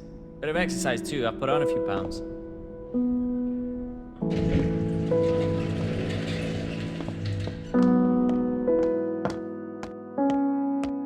Looks like Genghis is as athletic as ever. Isn't that a good thing? Never said it wasn't. Just noting.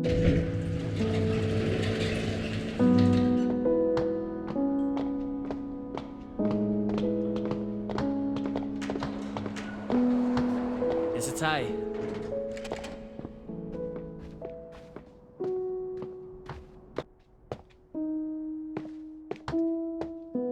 So many of you kids. Even Asya's here. Oh, what a surprise. Oh, please. Back in the day, half the town would be here. There's not much to celebrate anymore. I'm growing older, year after year. To the table! To the table! Let me at least pour you some tea. To the table! I baked a cake. Misha, help me fetch the dishes from the kitchen.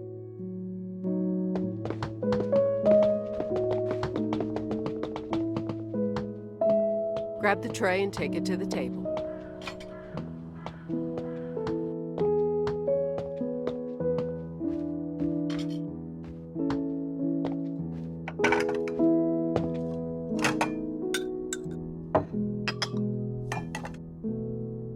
Misha, please serve the tea. You're sitting closest to the samovar. Less talking, more pouring.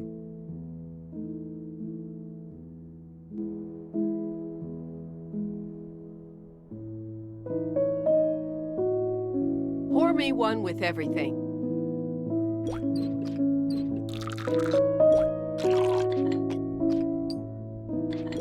Truly chivalrous of you.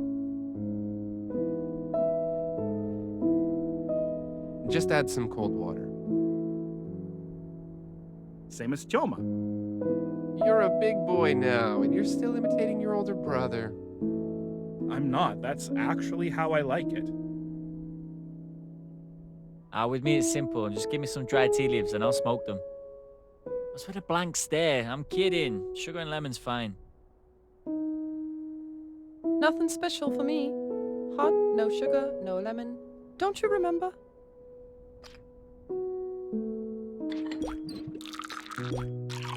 Just what the doctor ordered.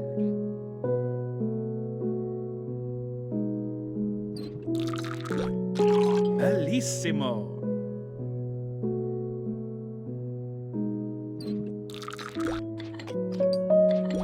Me, I like it hot.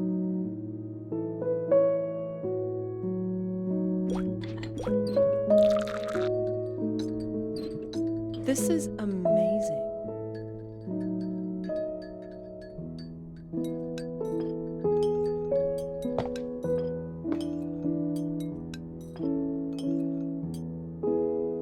Mom, I know you have a whole archive of our childhood photos. Here's some more for your collection. My goodness! Where'd you find all these treasures? It's our trade secret. And you're not sharing it? Because of course you aren't. The tea is so delicious. Just like when we were kids, home after a snowball fight.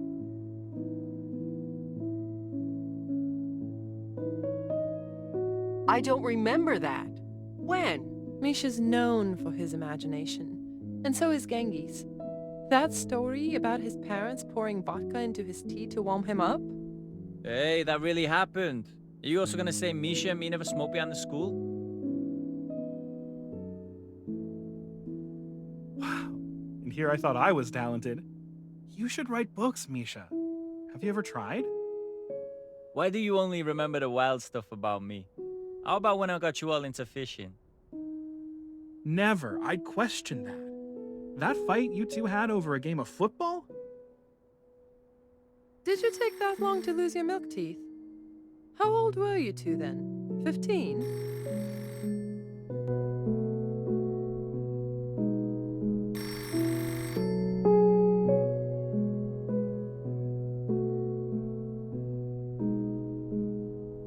Thanks for the birthday wishes. No, I haven't seen Nikolai.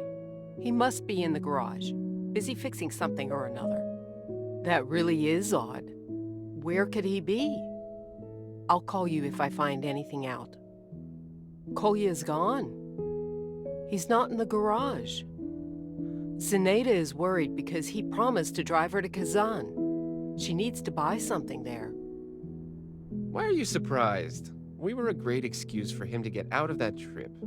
Perhaps he won't even yell at us for the car breaking down. Whichever way this goes, we have to return the car. Perhaps we'll run into Uncle Kolya on the way.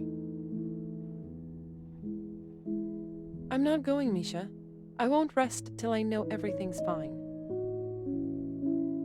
Uncle Kolya may be difficult, but he's not some stranger. No problem. Here's what I think. It's not likely Uncle Kolya is looking for the car, or he'd show up here. I'll check at the precinct. Maybe they know. Why not just call? If he's gotten himself locked up, I'll have to personally step in. Exactly. I'm going to call Dad and give him a heads up.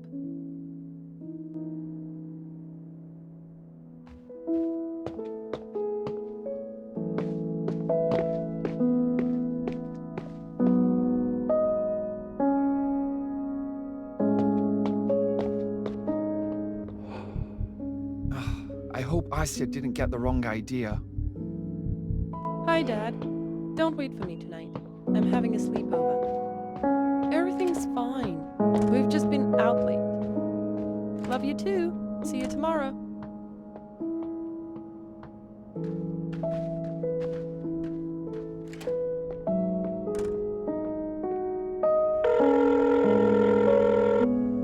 Train station. Should he be? You got it. I don't even know why they're keeping both of us here. You could just ID everyone on the way out. Suppose I feel that you are.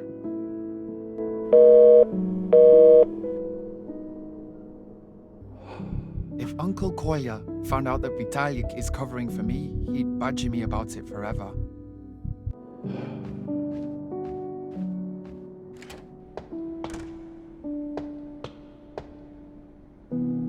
Well, shall we?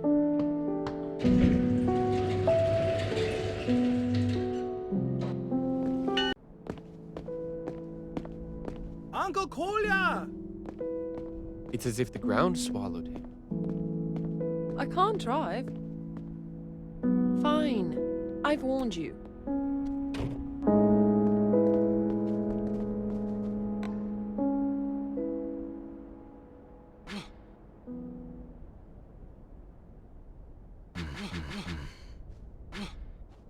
What's the holdup? We drove around together, now we push together. I'll take the wheel, like you said.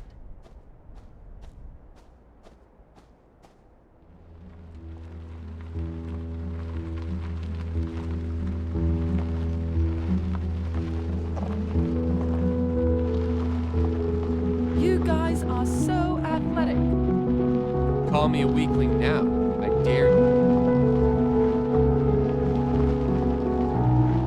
I'm this close to getting a hernia. Now I know what it's like to pull a rickshaw. I can't keep this up. Me neither. Going steady. Push on. Let's make this a Guinness record.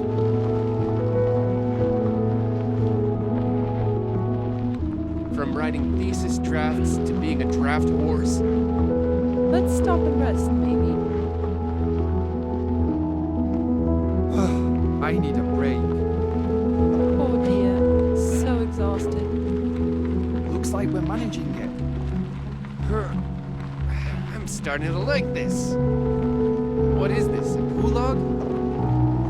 At least it's not a train.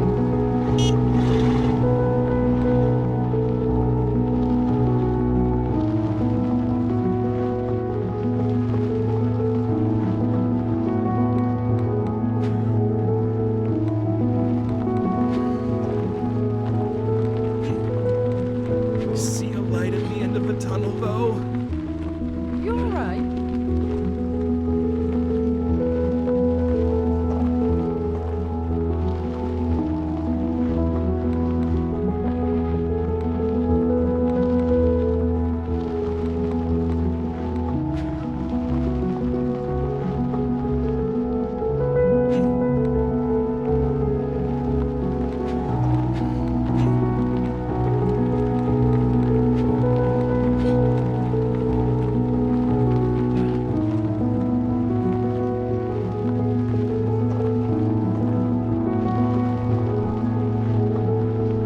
We're almost there. It's eerily quiet.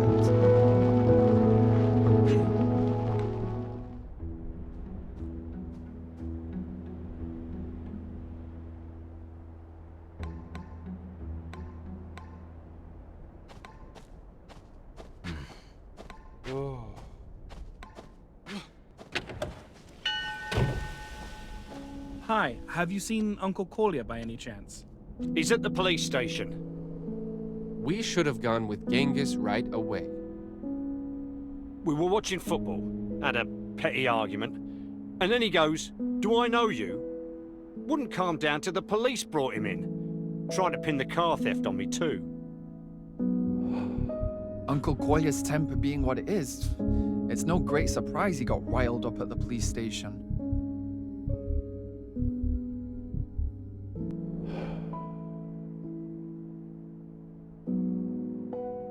You should go to the precinct and see for yourselves.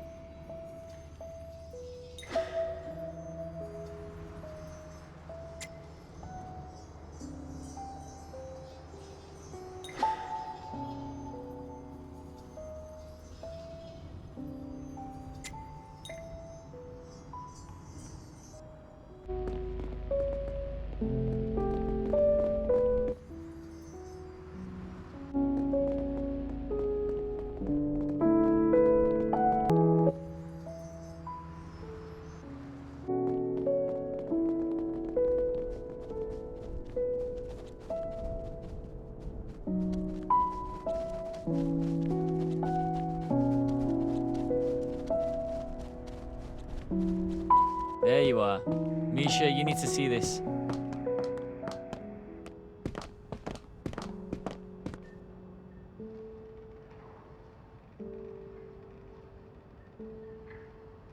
Why are you here? This isn't a zoo, and if it is, pay for your tickets. I'm not your uncle. Your Pobieda's engine died on the way. We just put the car back in the garage. What's that got to do with you? Why are you protecting that jerk? I don't even know you. Leave me alone. Let's go. Anzina's been looking for you. That stupid woman who came to see me? I'd rather sit here a while longer. But you, beautiful, I'd take you out for a stroll. Well, what did I tell you? They're both fond of booze.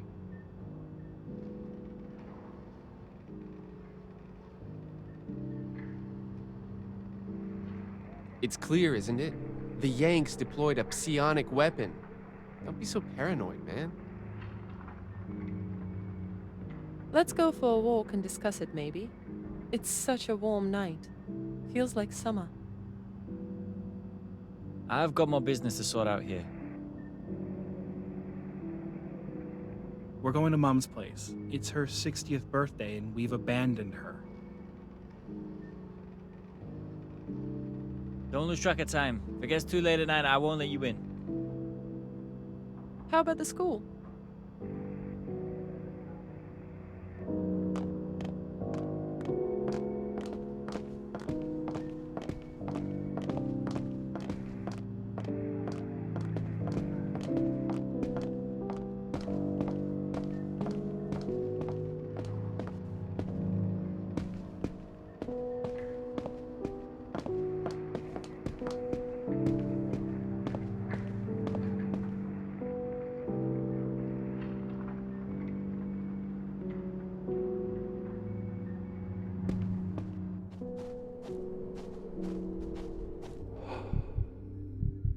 It still doesn't add up. Two people with the same symptoms. Back in the day, I used to complain about having to go back to school. Not anymore.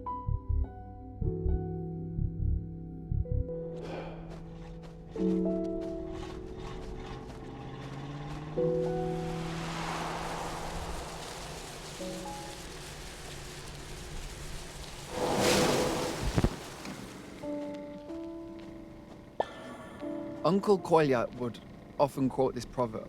He'd say, "Don't think prison or poverty can never happen to you." His fear of getting locked up, it sort of made him sycophantic towards his superiors. It was kind of disgusting to witness, to be honest. That being said, he never minced his words with others. As for money, well, you can only make so much working at a train station. I don't suppose Uncle Kolya has a chest full of gold hidden off somewhere that you can get to.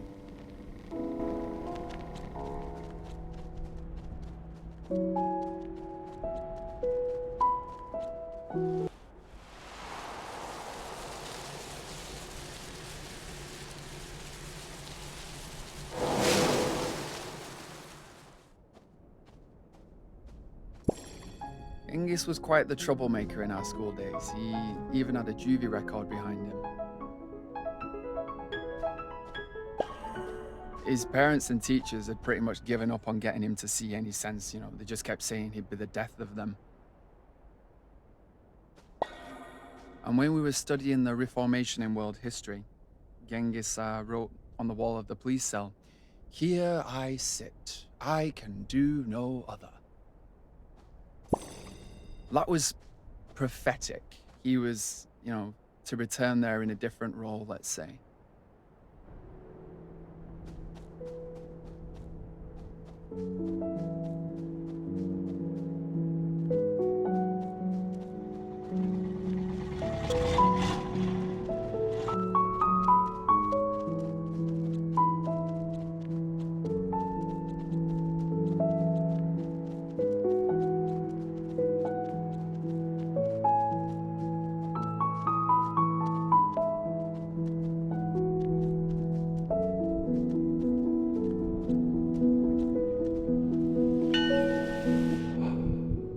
eventful days, and my head is no longer swarming with nonsense. Perhaps it really is time to make a change. Let's go to the roof. We're alone. I need to confess. I can't keep silent about it anymore.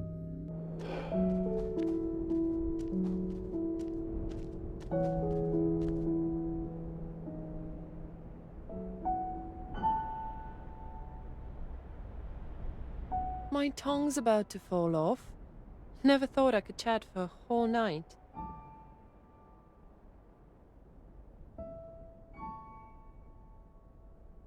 You're right. It's time to head down. No, really. You've got the morning train passengers to let through. You should get some sleep. I'll be off in the evening. We've got another day to spend together.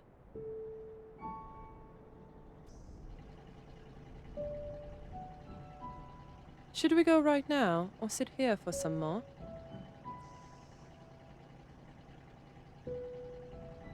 I'm all ears. I know how you feel about me. When people hesitate like that, it's obvious. I feel cozy next to you, too.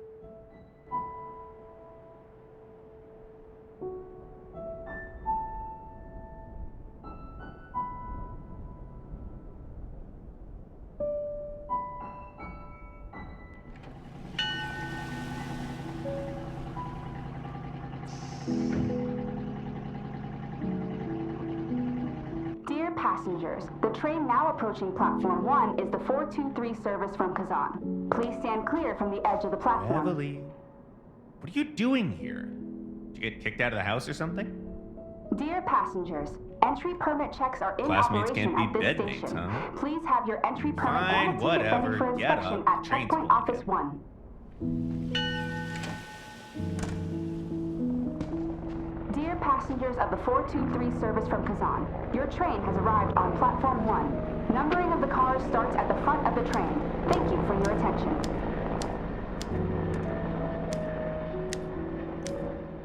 Dear passengers, the 423 service to Kazan will now depart from platform 1. Please stand clear of the platform edge.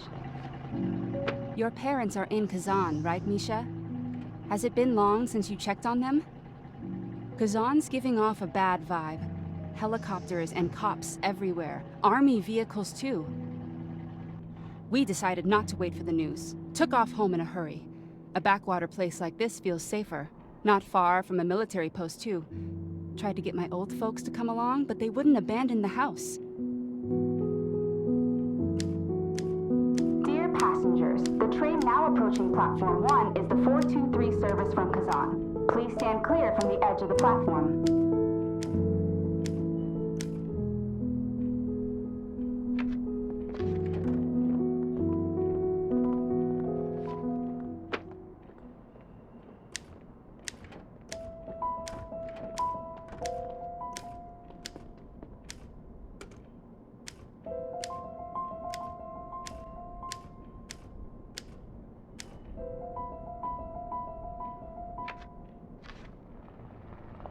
We have to hurry, Misha. Mum's lost her memory. God damn it, Misha, which part isn't clear? 423 service from Kazan. Your train has arrived on platform 1. I came in for breakfast, and she said to Chioma, you could have at least introduced your friend.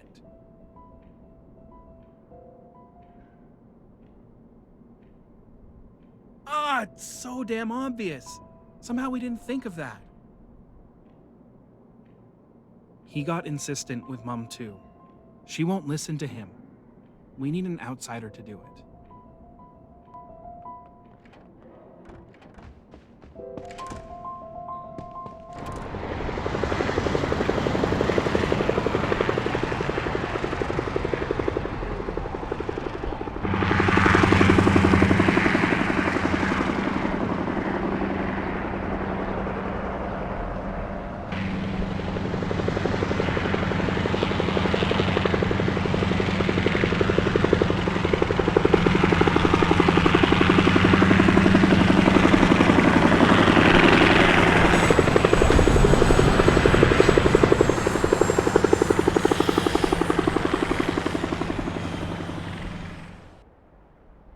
Dear passengers, Don't even entry look in permit that checks direction. are in You operation can check at that this out later. station. Please have...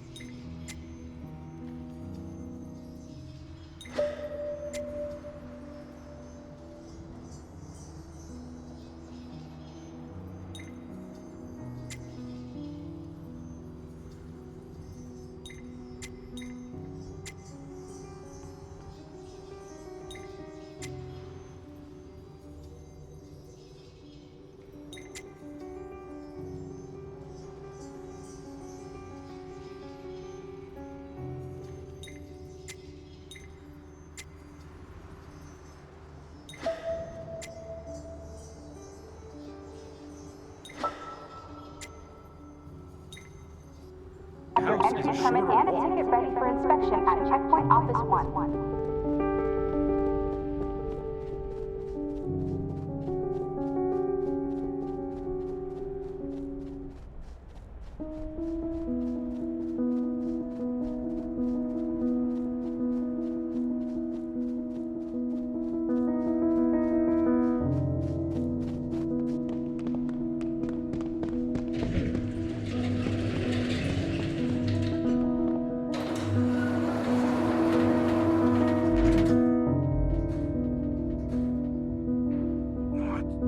World's slowest elevator.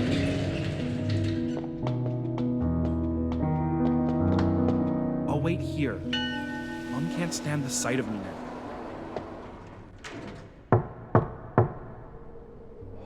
This doesn't seem like Aunt Gaia. Her door is always ajar. Who's there? I have not lost my memory.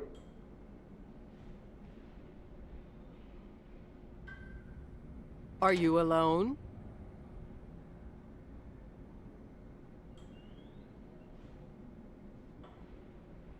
Keep her safe. It's dangerous to walk around at night, even in this backwater town. There's a deranged man in town.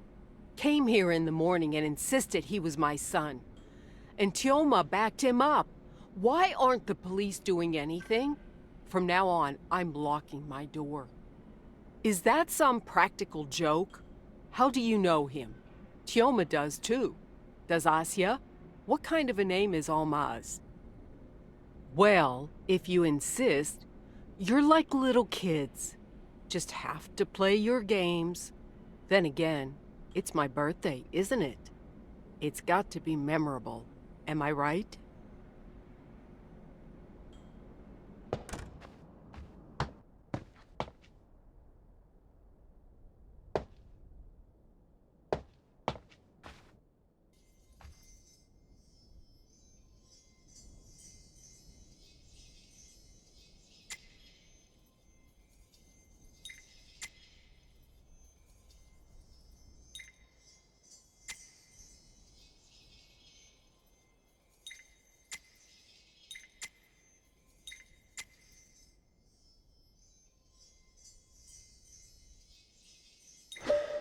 Don't waste your time, Misha, dear. You're not going to find any Almaz here. Oh, but I will. That toy train set was a present to him from Uncle Bahir. He bought that wretched train set for Tioma as a New Year present. Back then, you dreamt of faraway lands. You almost took residence in our house, playing with it for days on end. Yeah, that happened. But who do you think this little crying guy is?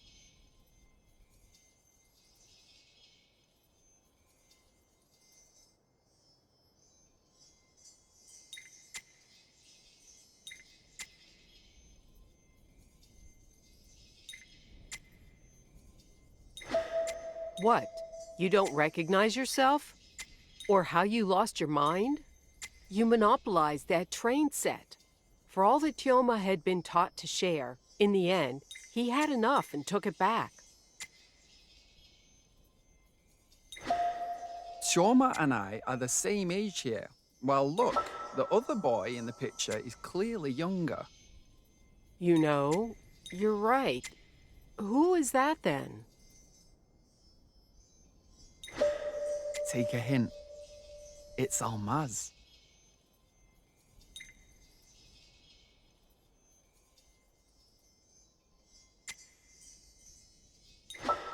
I know. A friend of mine had come over and brought her kid along. Exactly.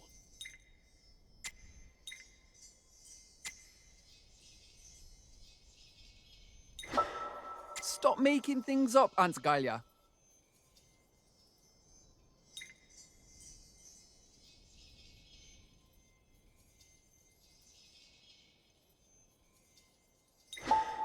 Don't raise your voice at your elders. That's enough joking. What's funny about this? Imagine how Almaz is feeling right now.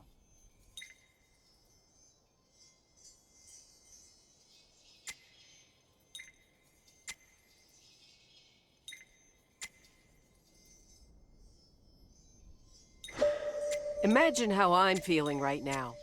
People are telling me I've gone insane. We want to help. I'm perfectly fine. Ah, check your passport. There must be a mention of Almaz in it.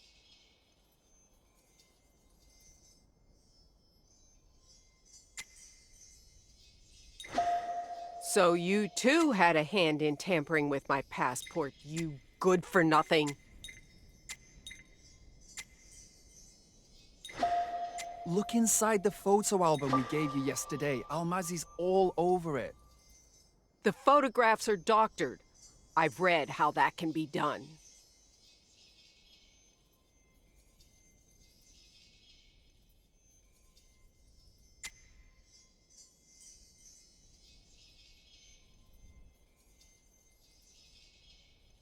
Out of arguments, are you?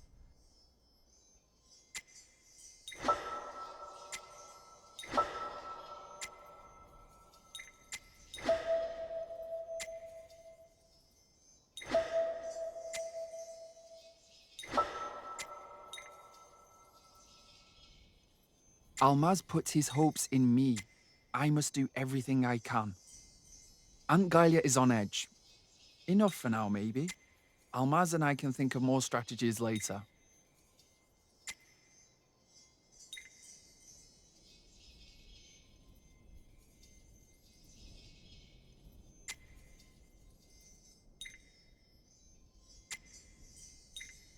All right, I give up. You saw right through us. I must confess, I was almost convinced. You were really thorough about the whole business. No idea what the point was, however. Ah, I gave up too early with Aunt Gaia. I should have been pushier.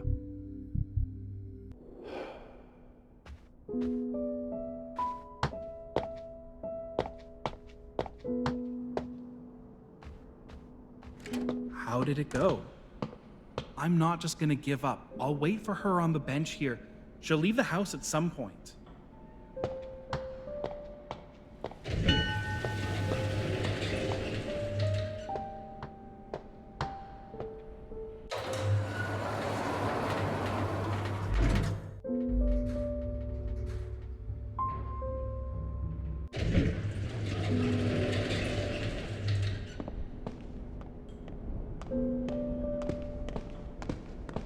Now I can go and pick up Asya.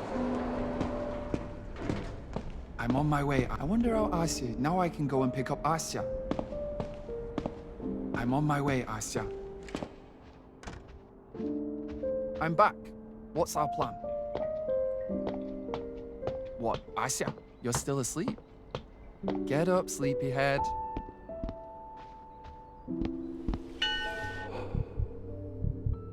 She didn't wait after all. Must have run off to the station to see me. So what's the deal with this visit? Today a helicopter, tomorrow a UFO? At this point, I wouldn't be surprised.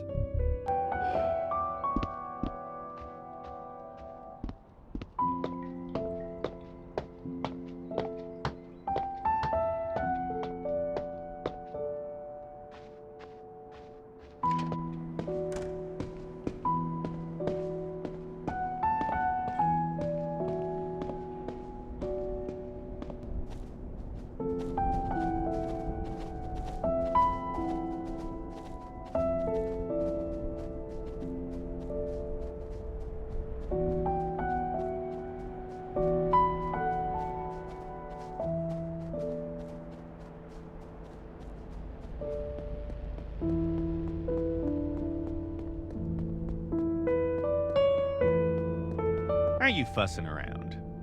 Asya? Well, why didn't you say so? I've seen her. She was up by your window. I told her she was late for the train. What if Asya's forgotten everything too? I suppose she went off to gawk at the helicopter. That's what everyone's going on about. Who's in it, why, and what for.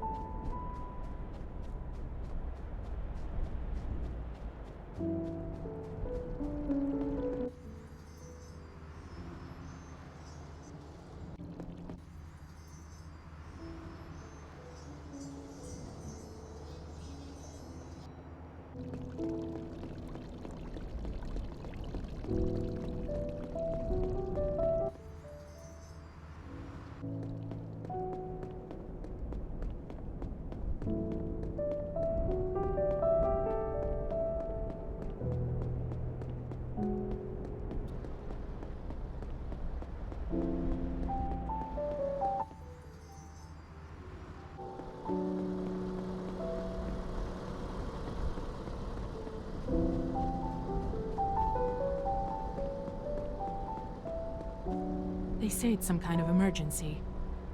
Hey, Misha! What are you, a stranger?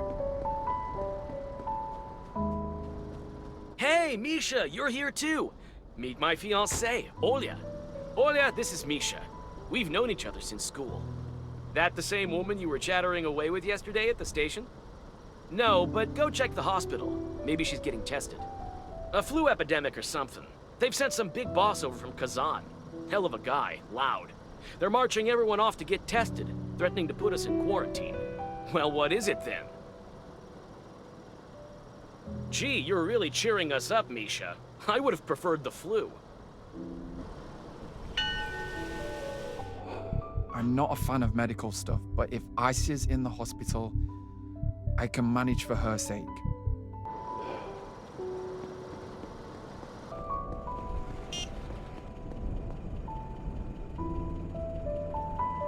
I thought you were both gone. Where did you vanish to last night? Her too, you think? That's right. It's too early to panic. Provided she remembers who you are.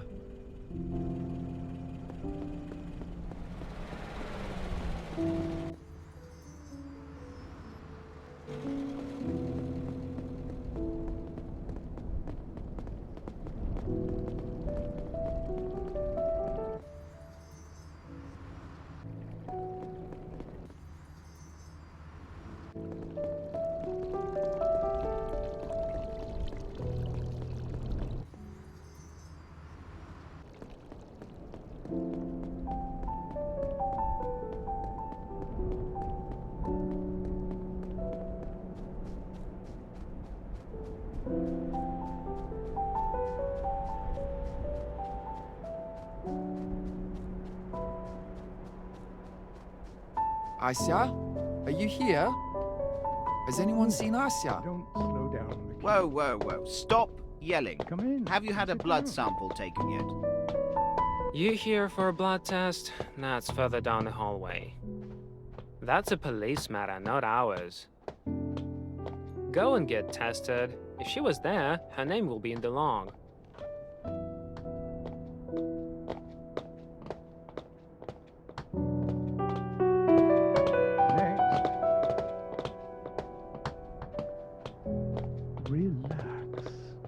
Try to feel at home.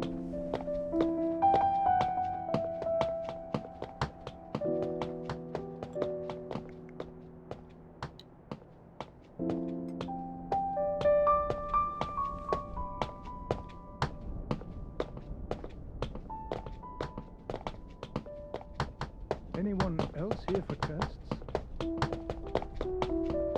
Take the chair, please.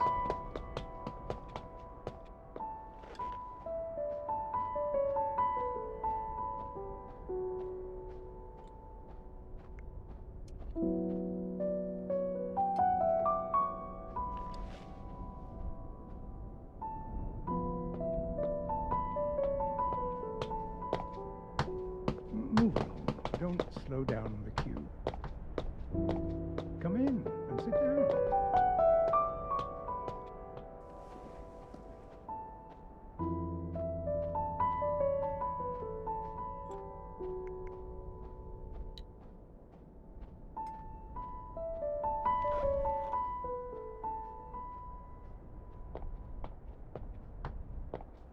How about me be getting in line? Next.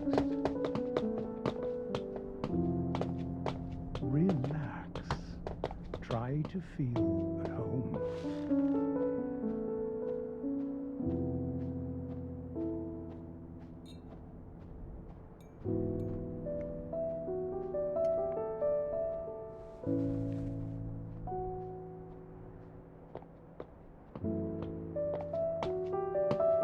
Anyone else here for tests? Come in and sit down.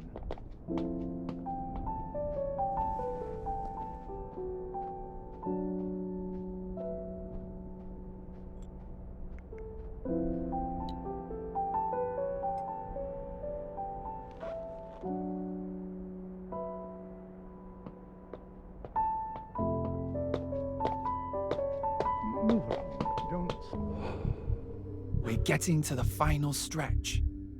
slow down on the cue. Take the chair, please.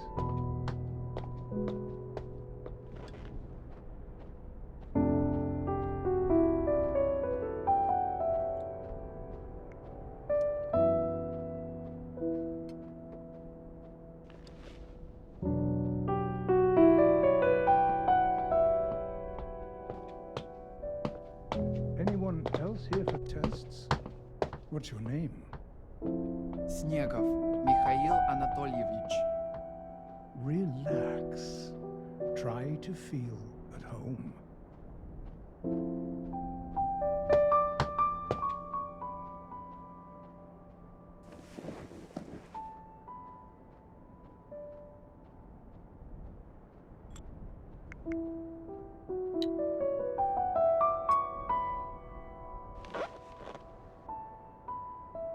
As they say, thank you for doing your civic duty. Does this look like an information desk to you? What's with you being so grumpy today? Why not help the guy? You never know. What's the girl's name? I'll check the logbook. Kamishina. You say Kamishina. No record, sorry. Next. Looks like Asya isn't at the hospital. Not where I'd want to find her anyway. She can't know about Aunt Gaia, or else she won't leave. I mean, she even stayed for Uncle Kolya's sake. On the other hand, how can I lie to her? She'll never forgive me.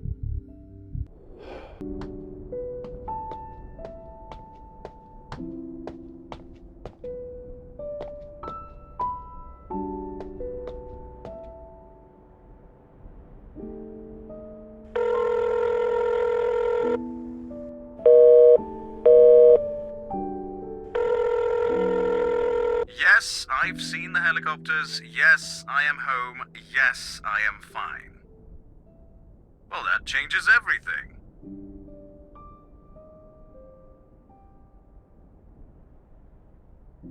Don't you worry about her. Her personality being what it is, it's everyone else who will need saving from her. Wait, who? Who's losing their memory? Well, that's quite a turn. How is that even possible? My condolences to Galia. Or to Almaz?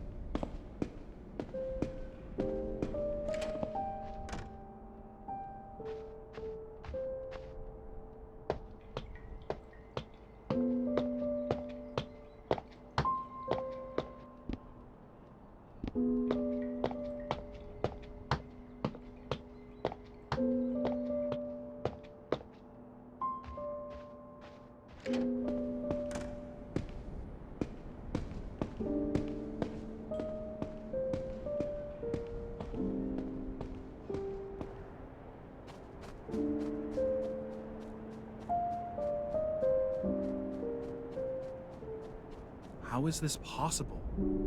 She used to memorize every phone number, every birthday. She never forgot a soul.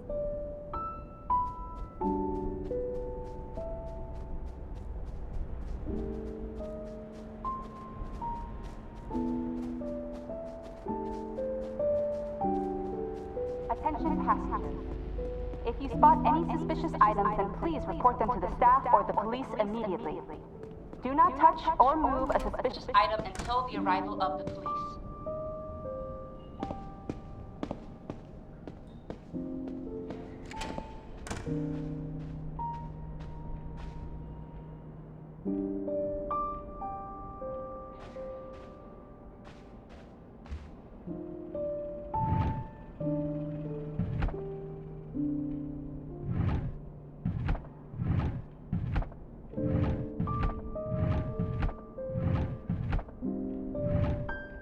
Dear passengers, entry permit checks are in operation at this station. Please have your entry permit and a ticket ready for inspection at Checkpoint Office 1.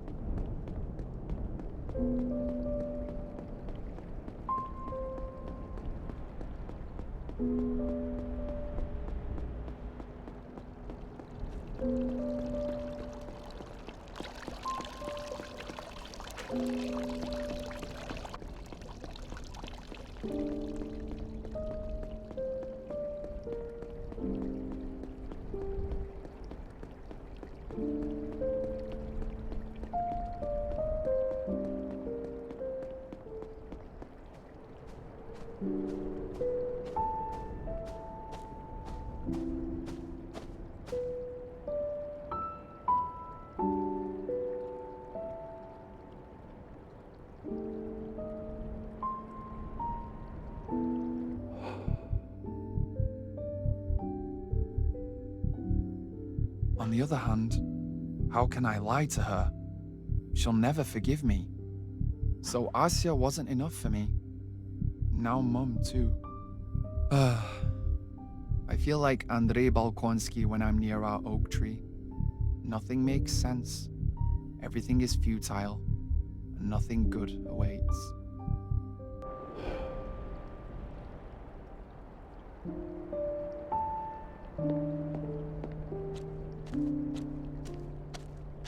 Misha!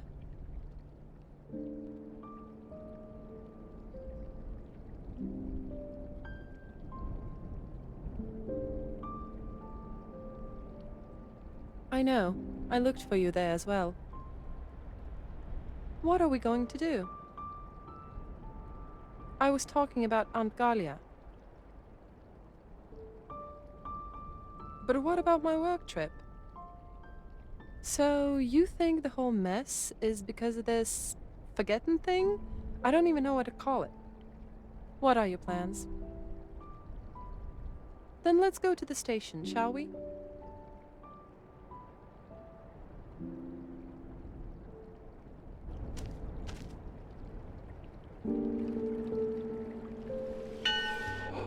I need to get Asia out of here. Something bad is going on in this town. She'd be better off not coming back here.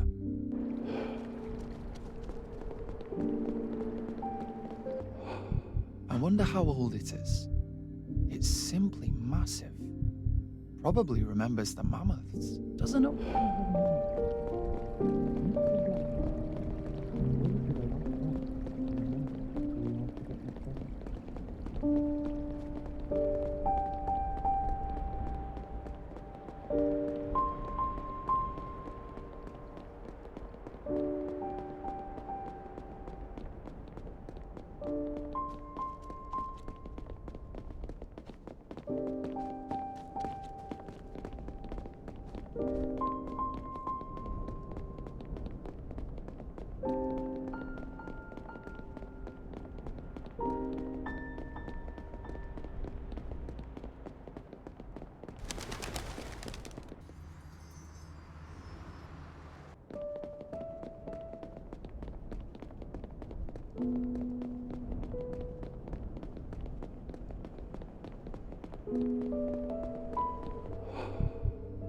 If you've known someone a long time, even silence feels intimate.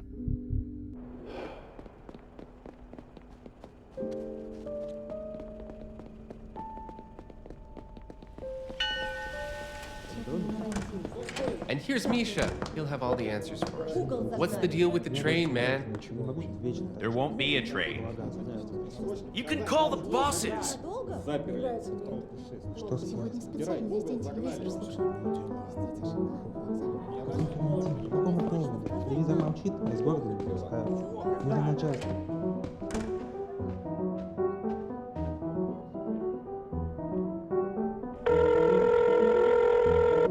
Give me 5 minutes and I'm all yours. What's with your tone? I went around the shops to stock up on essentials. We don't know what to expect yet. Don't remind me about him. Did she hit her head? So people weren't kidding. I need to process what you said.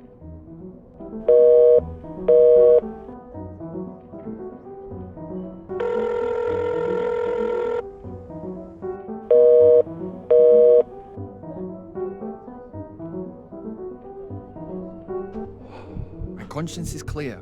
I tried. Can't stay here forever waiting to get through. Well, looks like we're not the only ones. Say, for example, what time the train will be here? It'll be here when we stop it. Let us out on the tracks, Misha, if calling isn't an option. You're all over the place. First you admit the flu thing is a load of bull, and now you won't let us out? Whose side are you on? Misha, right now you absolutely don't have to be some big boss. Please. Misha needs that train as much as you do to put me on it. But what difference does it make if there is no train? What can He can let us through the door to the platform. We'll handle it from there, no worries. Let me say a few words to Misha. He'll listen to me. Listen, man, my life is in Moscow. Children leave the nest sooner or later. It's your nest that's backwards. The parents left. I don't want to be stuck here and end up like my mom. I'm sure others feel the same way. Why? You did have ambition. You wanted to win Asya's heart. You just didn't know how. You tailed her everywhere. Says our quiet boy. Or should I just say wimp? You're telling me you're satisfied with what you've got? No way I believe that. Although I am contradicting myself now. If you have no ambition, you must actually be satisfied. So why do I even bother? How do you know my name? Why, of course, I showed you my permit on the way in. Misha? Misha who? Do you have any idea how many Mishas I've met in Moscow? You weren't among them, though. I've never seen you before, and I hope I never see you again. How do I know you aren't making this up? All right, I'm done wasting time. For the last time, are you letting us out or not?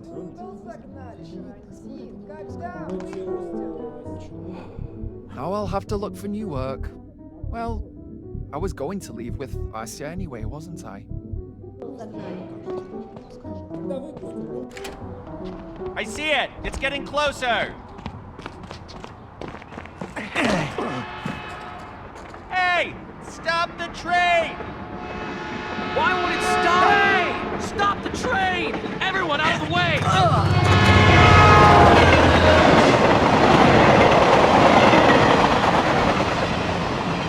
It almost ran over us.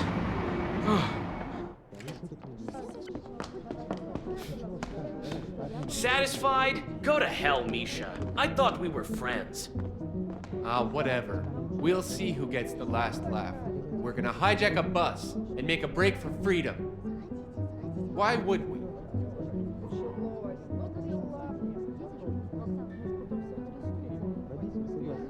We can think about it elsewhere. It makes no difference. I'd rather go home. I see. Smart choice. Love and harmony to you both. Wait! Don't leave without me!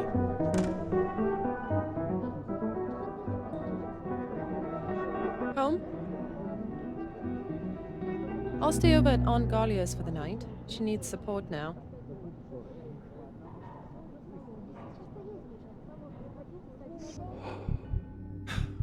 Nothing left to do at the station. I should head home, crash, and forget this whole nightmare.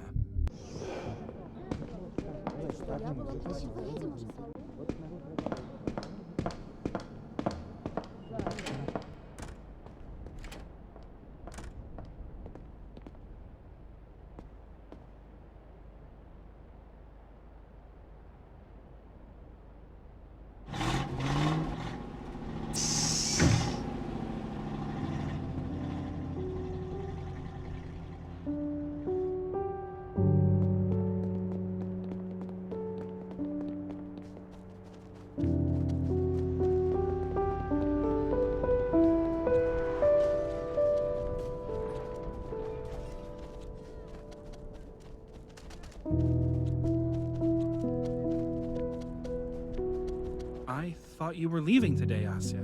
That's what I thought too, until we were told at the station that the train had been cancelled. Can you imagine? That means Choma's still in town, right? He's crazy. What happened to the train? An accident? Then I've got a ton of time for Mom. That means I'm next. I need to hurry. How can I get through to Mum? The flowers haven't helped either. Me? I'll go to Aunt Galia and see what I can do.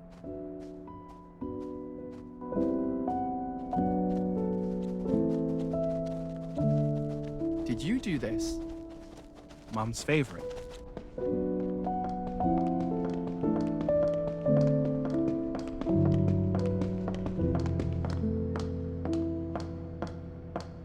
See you tomorrow. I hope there'll be a tomorrow.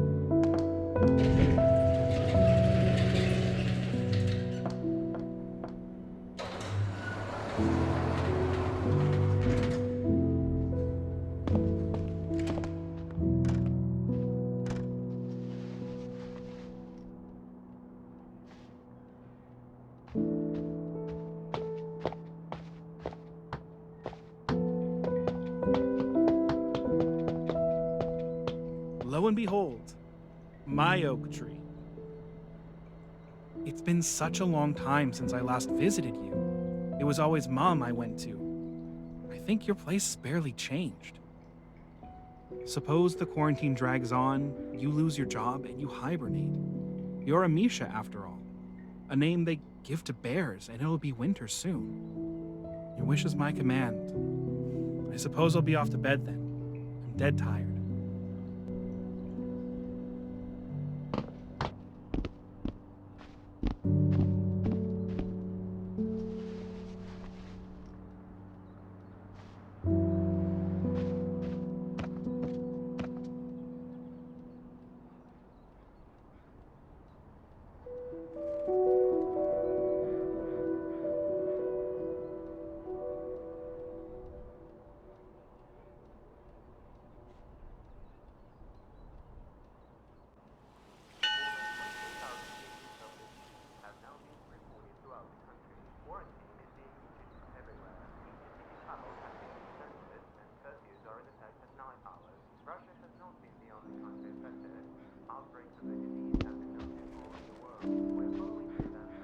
You're a heck of a sleeper. I've already had breakfast. Fat Chan's still pushing the flu story. They even ran an on-the-ground report about it. I was just thinking of going there to pick up Asya, but well, aren't you afraid you'll get chased away again? You just won't take no for an answer, will you? Well, go get ready then.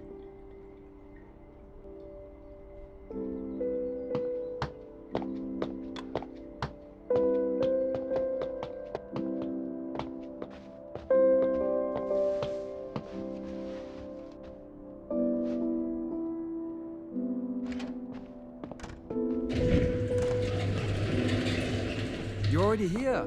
I was about to come to yours. Sure, bring out the excuses. You were probably in bed like the lazybones you are. Even Almaz is up. Hi there. I calmed her down. Had to tell her it was you who'd forgotten your mother and went looking for her. What? At least I did something. Shall we get going? How about a stroll? I'm off to the Institute. I've got work to do. Quarantine or no quarantine. I'm coming with you. I'm not letting you go missing again. Blockhead. You think you can save me from amnesia by being at my side? Are you coming along, Almaz?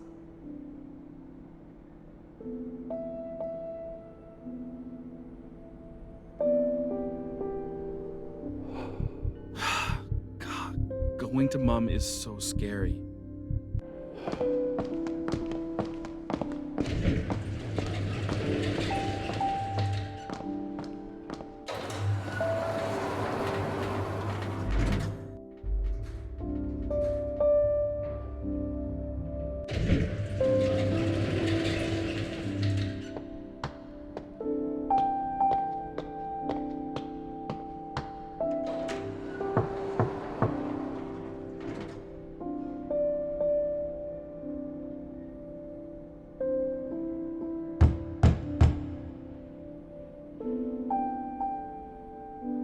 Who's there?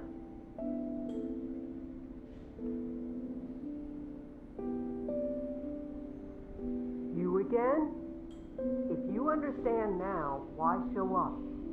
If you want to make amends, stop coming back here. I know. They told me already. What do you want from me? I've already forgiven you. Now go. You look like a grown man, but you whimper like a little girl. You really do need a mother to lead you by the hand. Go. Don't make me cross. I'm going to call the police. You can stay with them. You think I won't? I will, and you know it. Is she really gonna call the police? I gotta scram.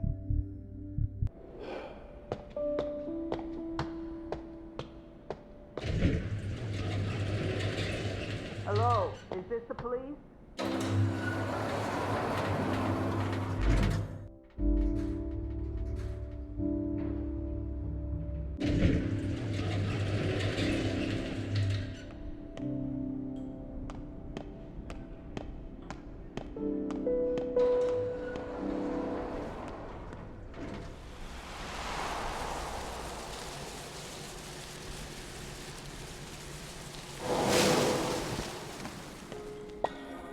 I once painted all over the entrance hall wall. No one told me off. On the contrary, Mom suggested that I should paint more. Mom was always supportive of me. For his part, Dad put in a word so it wasn't considered vandalism. It became an impromptu exhibit. Even the school newspaper wrote about it. But one day, they repaired the entrance hall, painting it all over.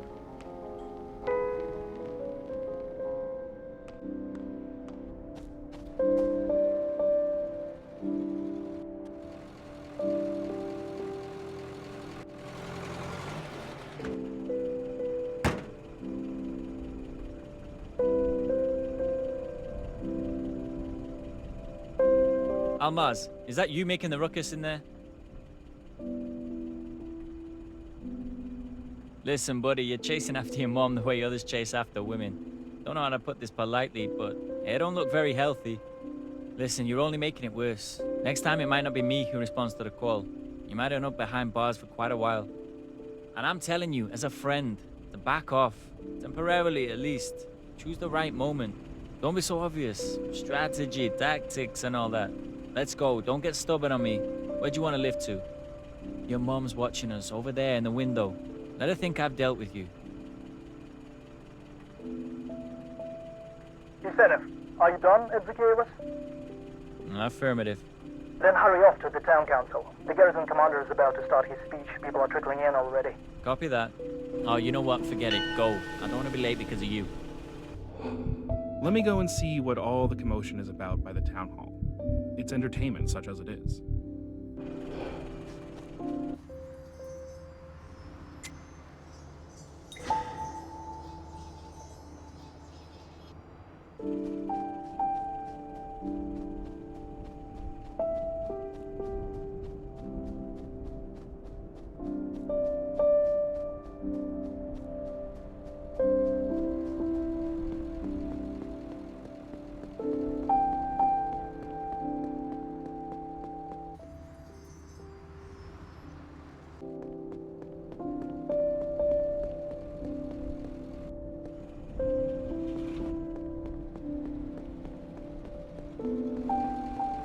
I'm gonna show those military jerks. Let's go to the town council.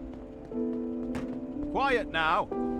There aren't many of you. Does no one care what's happening in this country? The TV won't stop going on about it. We've heard enough. Then why are you here? Nobody forced you to show up. Those are baseless accusations. In due time, or a little later. Is that supposed to be funny? As soon as the epidemiological situation stabilizes. We're keeping a close watch. How could I know when that will happen? Unlike my soldiers, the disease does not report to me. Hey, you know what? Come back when you've learned some discipline, boy. I have no time for you. Don't shut him up. Give him an earful, bro. I'll fill you in later. Right now, let's call our valiant warriors' bluff. Haven't heard that before. I will make some inquiries.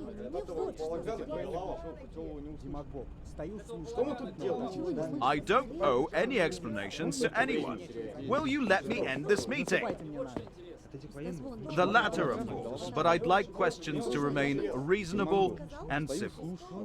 Enough now! No, not enough. You'll go when the people let you. Don't make it worse, Almaz. There's enough trouble as it is. If you want to vent, you have us. That's what friends are for. Don't listen to them, man. You're doing everything right. That's it. My patience is out. Take him away. Sorry, buddy. An order's an order.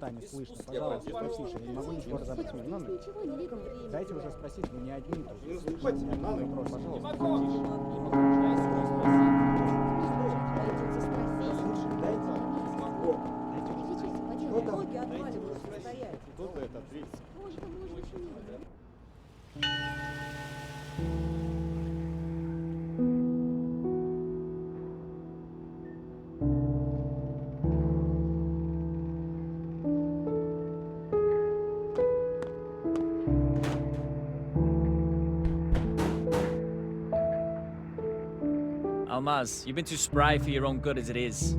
How about you put your feet up for a minute? Kutu.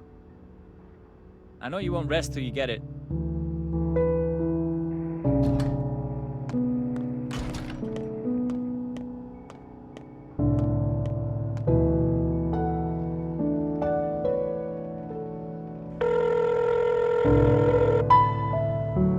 Hello?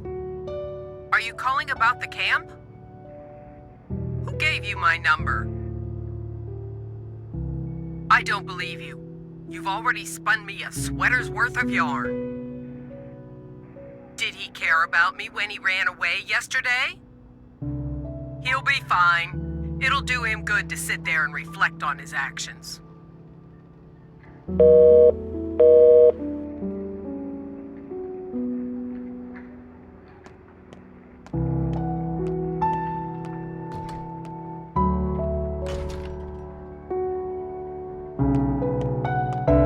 Who have you called? Wait, you found Mom? And you kept silent about it all this time? She disappeared when you and I were little. I only have hazy memories of her or anything else from childhood. We never talked about her with Dad. We came here for a class reunion and got stuck. I'm not denying that you called Mom. All I'm saying is you found her after many years. Not funny, man. Someone already tried to convince me yesterday that I've gone wacko. You're too attached to her.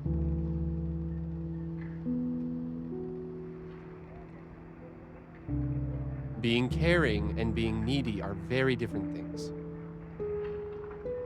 I'm always willing to help someone, even a stranger. That said, I do have my own interests too. If she asks me for help, I'll help. But I'm not moving in with her. I mean, it'd be really awkward for me. They opened fire at the checkpoint. Just warning shots, thankfully, but enough to stop us. The driver spun the truck around hard. It skid off the road and flipped on its side. We climbed out through the windows and scattered. They didn't bother to chase us, let it slide the first time, I suppose. Come on, Genghis, out with it. Are Almaz and Choma in your custody?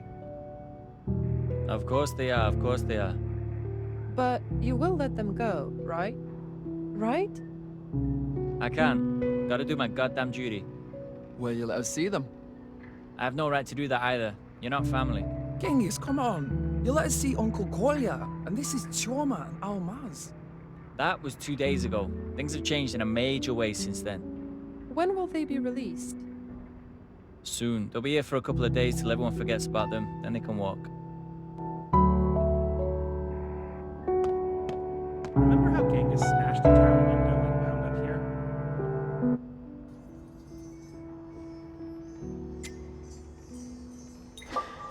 was always too prone to accept a dare. I guess it's karma. Us being here now for leaving him out to dry then. But we were the ones who got him out of that one too. Even back then, we'd go to jail for him if we had to.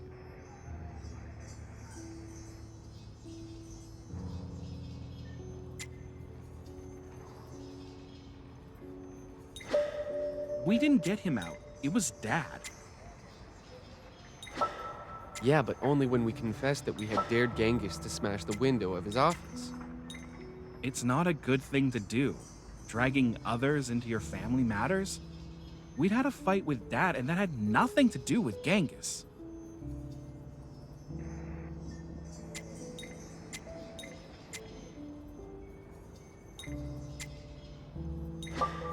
By the way, Dad often said pretty harsh things about him. Genghis was, after all, a punk. What we did certainly didn't make him more popular. Besides, the reason for the fight had been us refusing to volunteer for the subordinate.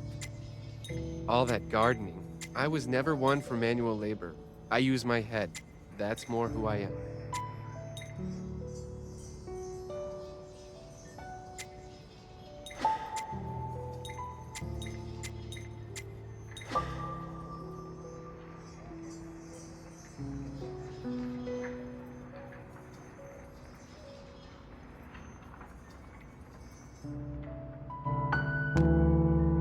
Is Chioma with you?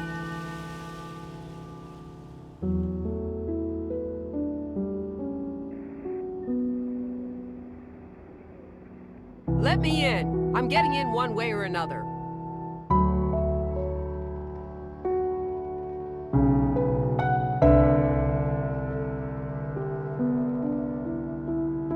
Artyom, how did this happen?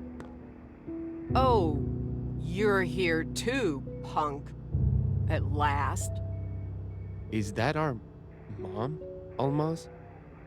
You've still got your sense of humor, even here. I'm proud of you. I honestly don't remember you. Nothing comes to mind.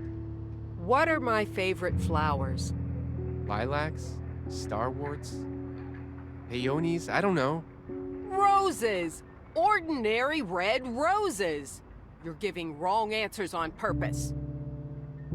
I don't know anymore. The whole world's upside down. Chioma, is this young man really my son? Don't know about the son part, but he is my brother. Seriously, Nael, let these two goofballs leave. They may have gotten a little carried away, but they wouldn't hurt a fly.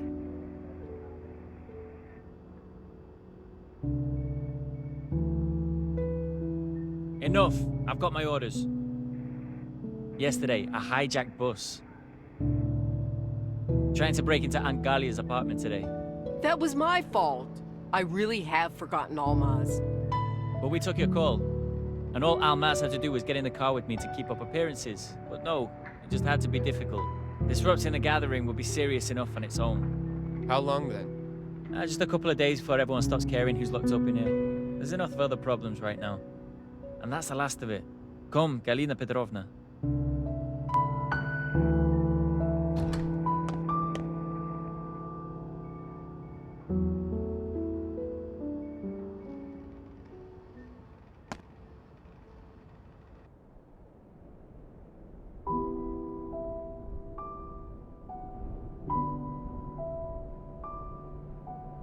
That should be enough hugging. One more minute, please.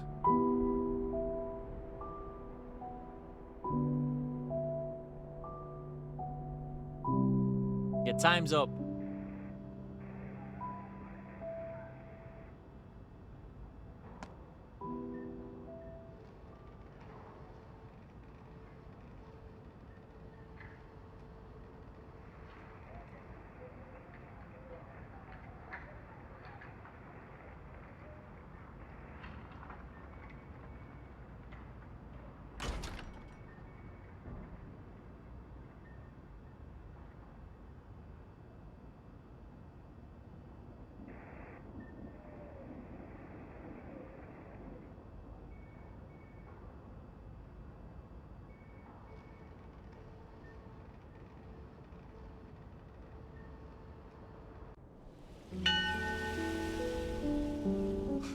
So you did lock up the boys.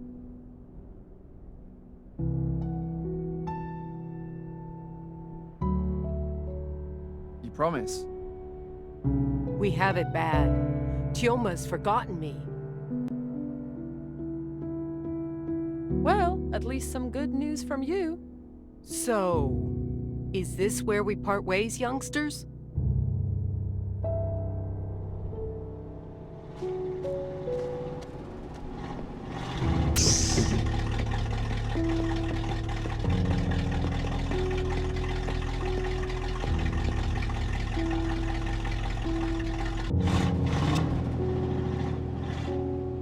Hey, mister! Yeah, you there in the uniform.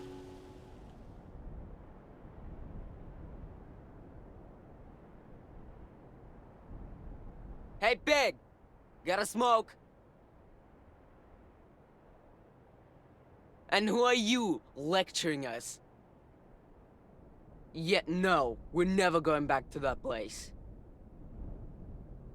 Gee, look at him. He cares. Father of the Year. Of what, Hook? Nothing happened. Got ratted out. We thought it went all smooth like. See what? You gonna take us to the cop shop? It's on! Take that! Bash it! You asked for it! One more time! Okay, that's enough for him. Big! Gotta scrap!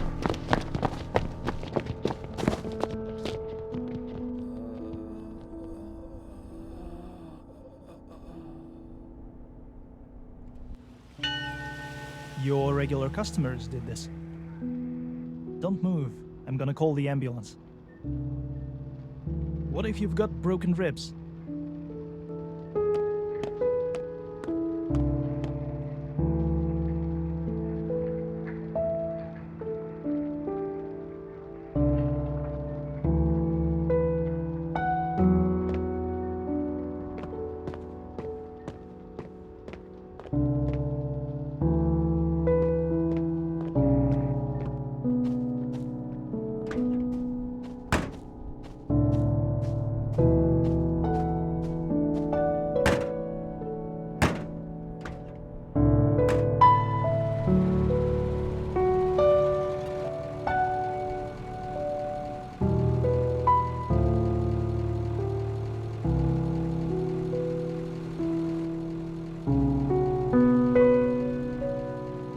Look! More soldiers. You can call them when you get home. Hold that thought. What's that? Smoke and some bright light. That's the fire brigade's job. There's a hole in the fence. It's a shortcut. I'll show you. Follow me.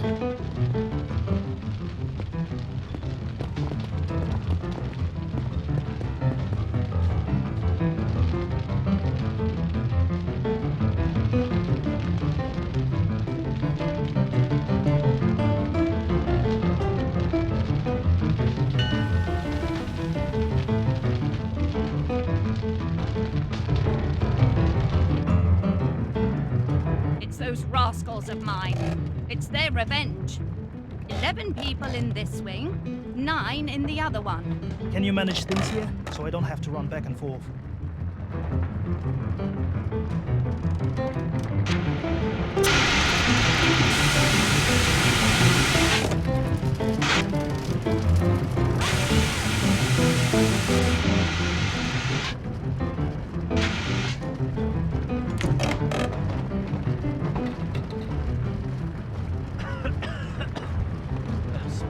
Sore throat.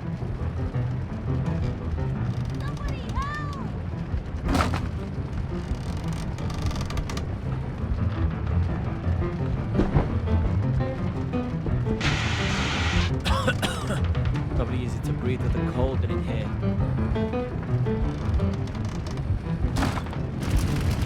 Gotta find air. good are you dead?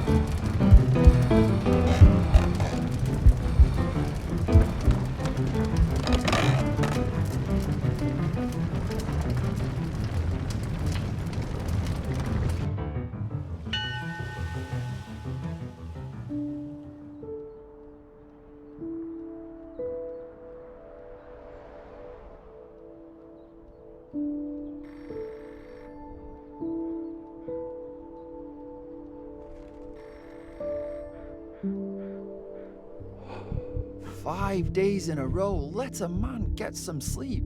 Will they or won't they?"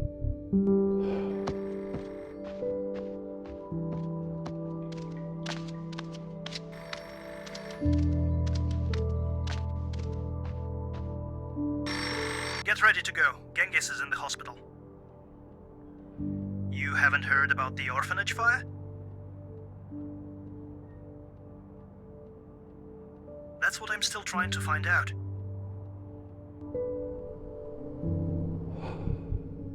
Oh, that'll be my second visit to the hospital in 3 days. Should I take Aunt Galia and Asya along to see Genghis or not?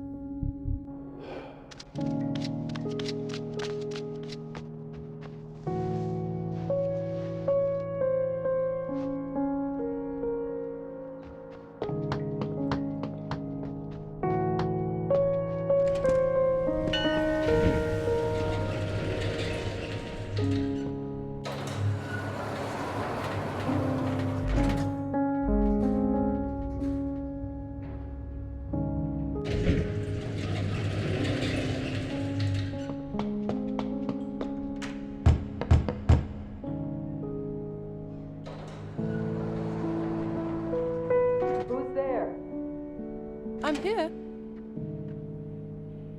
Zinaida already called to tell us. She's with him at the hospital. Just shaken. The children in her care were less lucky, but they're all alive.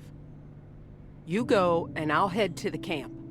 We talked to the authorities and arranged accommodation for everyone who needs it. The kids will be housed in the school, and the grown-ups in the tents outside the building. Aunt Galia has forgotten Genghis.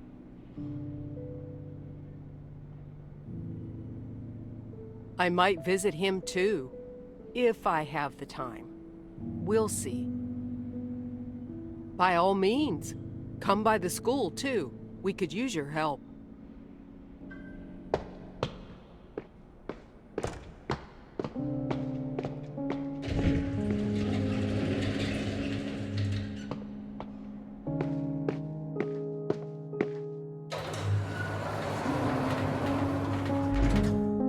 Genghis didn't escape, I don't even know anymore.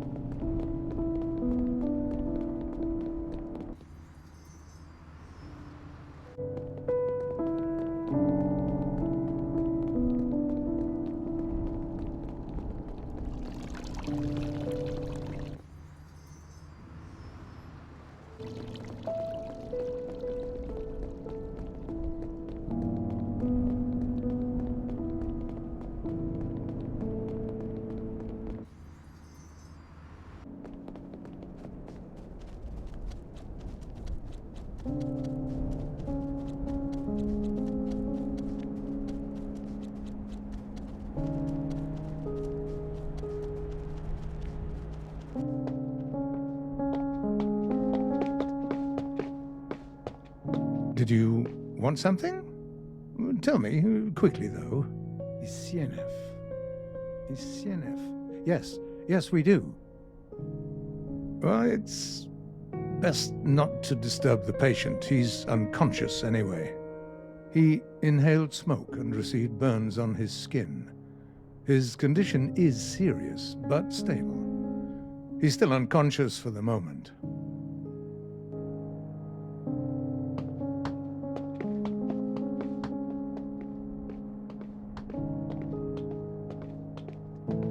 Mikhail, how wonderful. You're just the person I need. Come to the school later to help.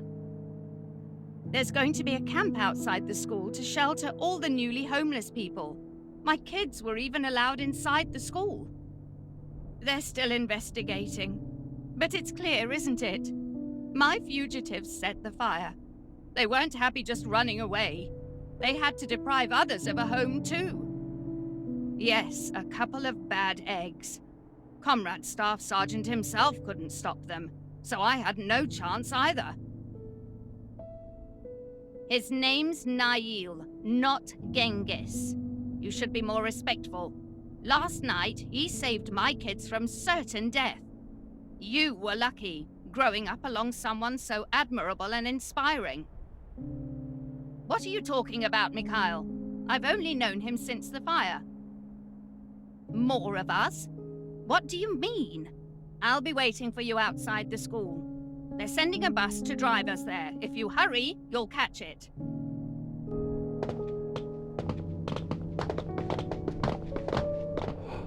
I went to the hospital. Now I'm needed outside the school. Apparently everyone needs me. Absolutely everyone.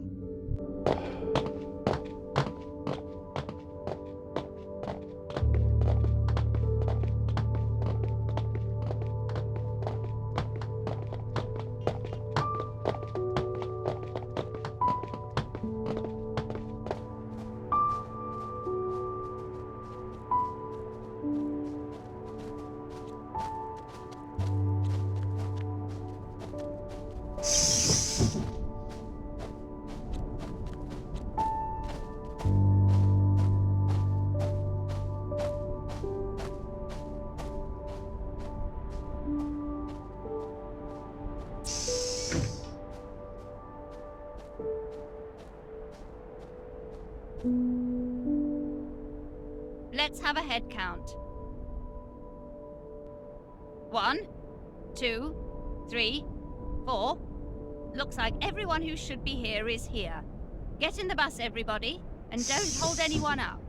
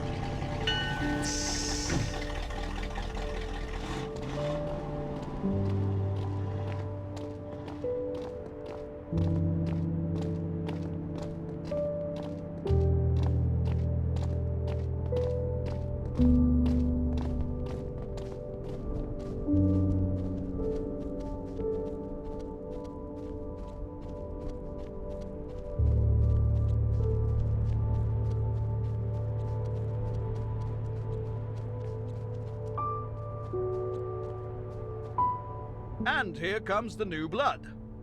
Those crates right in front of you are for the camp. Whole lot of lugging to do. I'll go ask Aunt Galia how I can make myself useful. That's enough idling.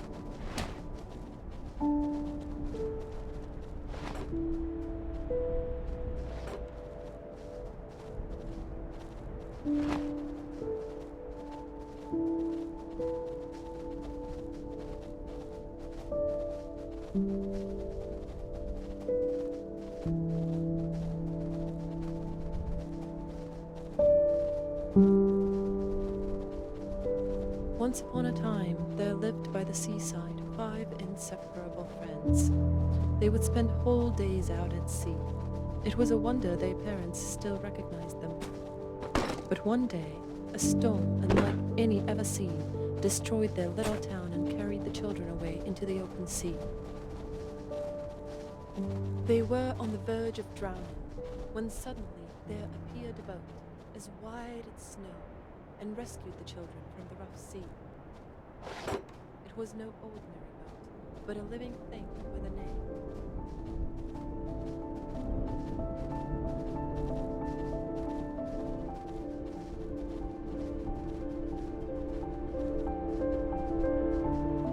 A skull-shaped rock stood tall on the tiny island, and under the rock sat a chest full of gold. But as soon as someone reached out to the chest, the lid snapped shut. The chest, too, was a living thing. Apples to apples, with promises of dust carefree to dust. future. It convinced I should have one of the mixed children different to stay on cargoes. the island and become a pirate. Apples to apples, dust to His dust. friends implored him I should have to mixed continue the different journey with cargoes. them, but to no avail.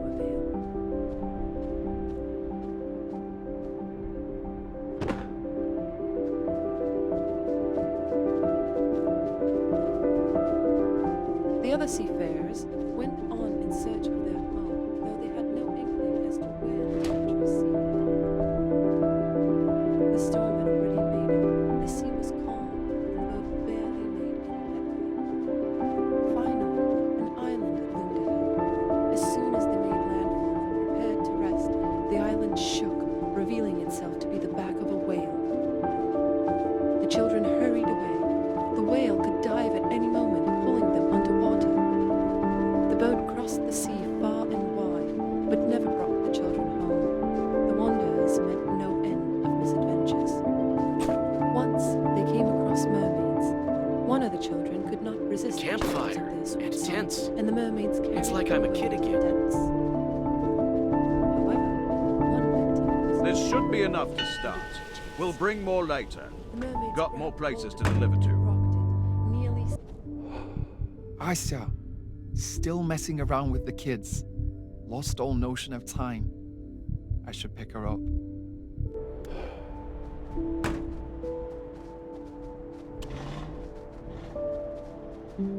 Once upon a time, there lived by the seaside 5 inseparable friends. They would spend whole days out at sea. It was a wonder their parents still recognized them. But one day, a storm unlike any ever seen destroyed their little town and carried the children away into the open sea. They were on the verge of drowning when suddenly there appeared a boat as wide as snow and rescued the children from the rough sea. It was no ordinary boat, but a living thing with a name.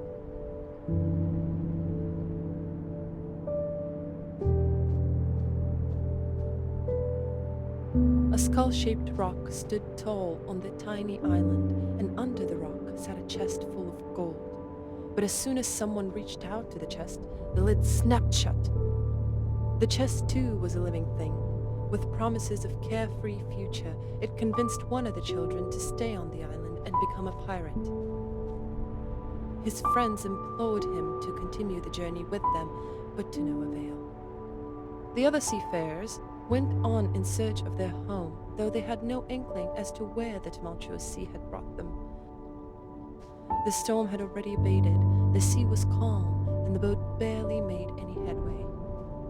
Finally, an island loomed ahead. As soon as they made landfall and prepared to rest, the island shook, revealing itself to be the back of a whale. The children hurried away. The whale could dive at any moment, pulling them underwater. The boat crossed the sea far and wide, but never brought the children home. The wanderers met no end of misadventures. Once they came across mermaids. One of the children could not resist the charms of their sweet song, and the mermaids carried him away to the depths. However, one victim was not enough for them, and they gave chase. The mermaids grabbed hold of the boat and rocked it, nearly sinking it until they found themselves bombarded with trash. The projectiles of teenagers who lived on a nearby island. They were only slightly older than our band of seafarers. The third child stayed behind with them. He was lured by the teenagers' promise of complete freedom from parents. The boat sailed on into the boundless ocean, carrying the last two children, a brother and sister. Dolphins incessantly pushed them back toward land, but as soon as the boat crossed an invisible boundary, they instead became helpful. And that was how the children reached the continent, where they were welcomed ashore by grown-ups who had lost their own children. They became as one big family to each other and lived happily ever after. I'm finished. How about you? Your place, then? I'll stay at your place for the night, if you don't mind. I'd like to spend the last days of my old life with you. Wish I had your optimism, but where would I get any, with everything going on around us? I hope I can make it home without being signed up for more volunteer work.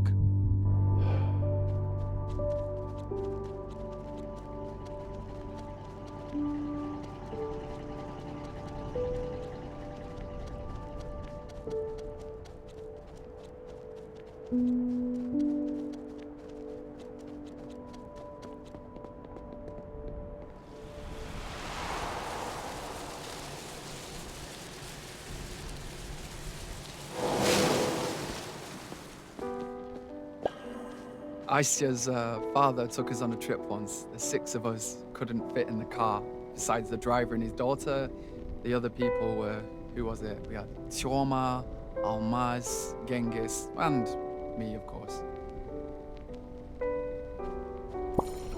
And Genghis volunteered to ride in the trunk. Aisya's father disagreed adamantly. You know, he found the idea absurd, but as always, Genghis wouldn't give up. In the end, the driver pulled a trick on him. He stopped by the first traffic police post we came across, and he asked them to search the trunk on the pretense of a contraband check. Genghis was scared out of his wits. He spent the rest of the journey lying across our laps. We were headed for the Volga. Almaz was gonna dive underwater, grab Aisya's foot like a sea monster. Ah! He knew she was afraid of the water. One time, he missed, grabbed my foot instead. I was so startled, I kicked him in the forehead with my heel.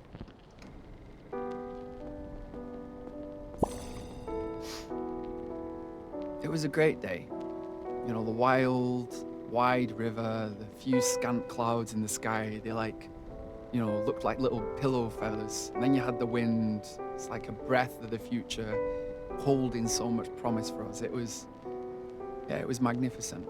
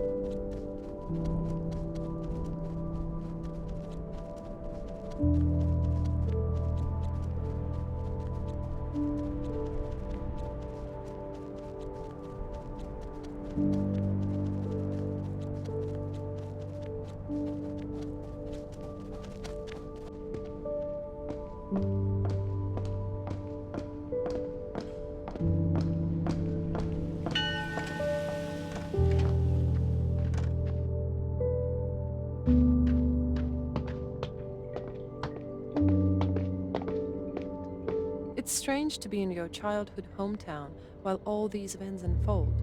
Moments like these make you believe in fate. A coincidence is only what it looks like to us. I suppose I'm not the only one caught in a situation like this. I have had bad premonitions. Put the kettle on, maybe? And put on some music.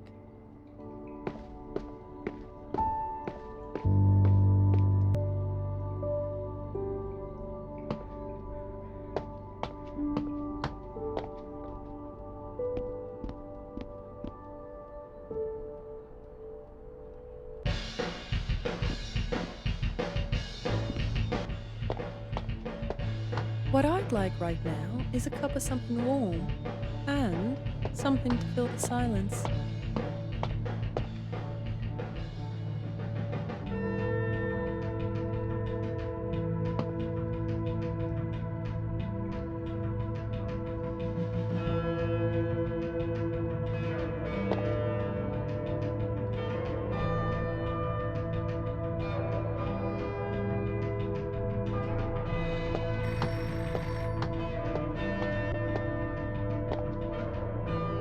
Is Asia with you, Misha?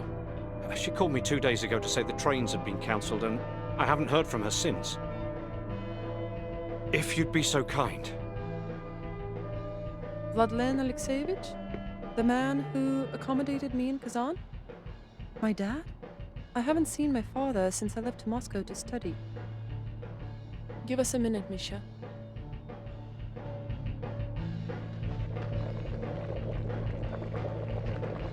Dad? Is that real? That's no joking matter. I'm scared. I'm scared.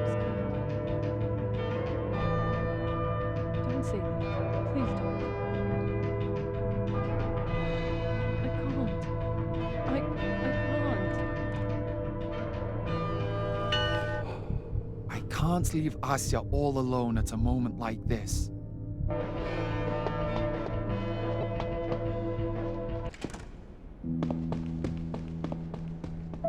Asya!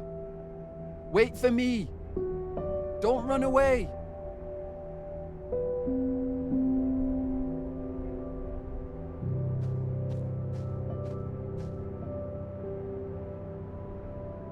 Don't move or I'll shoot!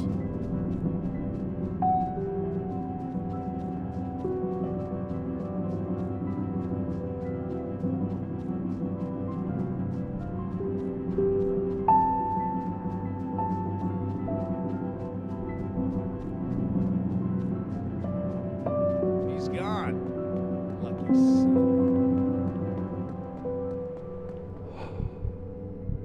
Things are becoming fraught. I'll wait for Asya at home. She'll be sensible enough to come back.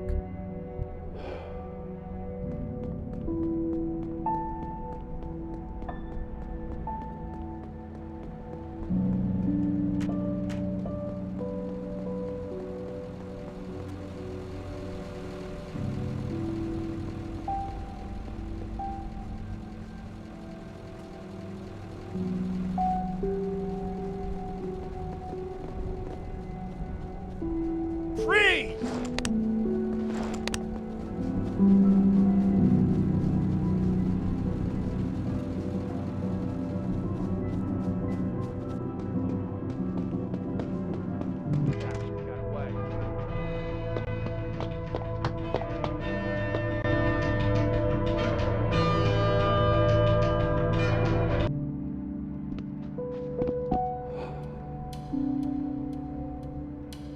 Where is Asya now?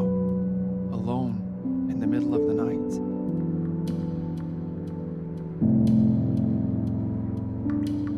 Asya and I could be together at my place right now. As romantic as an evening can get.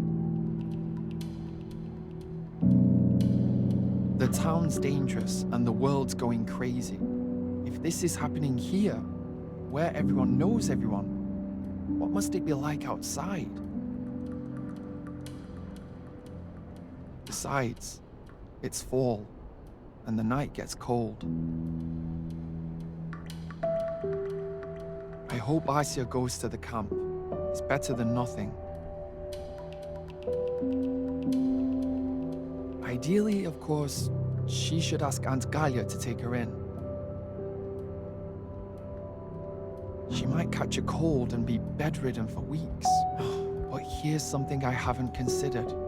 Aunt Galia may have forgotten Asya by now. Then she wouldn't let her in. What if she takes her own life on an impulse by jumping into the pond or from a roof? I don't care about myself. Without Asya, there's no point in anything.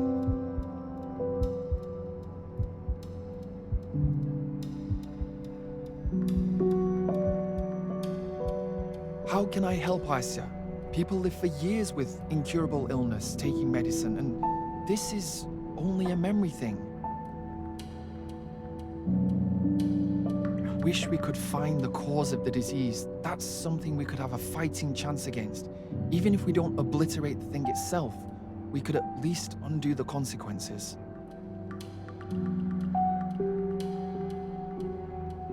An enemy whose face you've seen is no longer intimidating. You overcome your fear and put up a fight.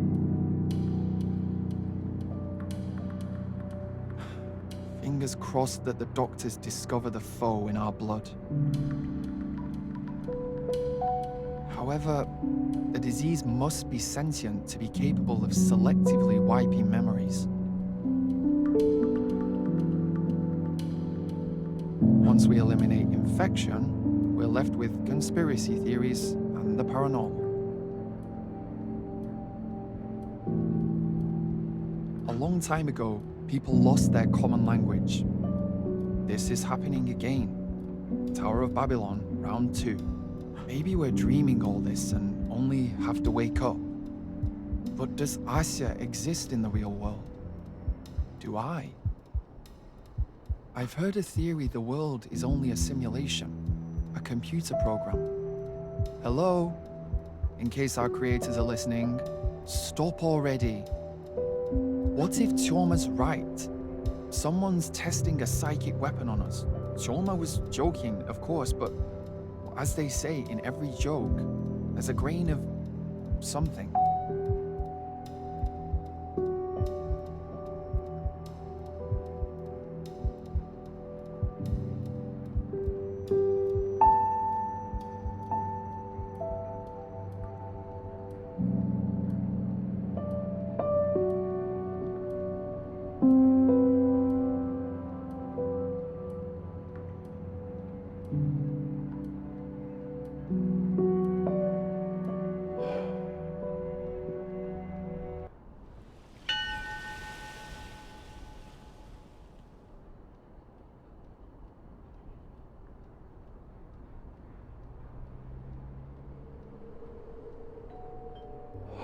Asya, please be Asya.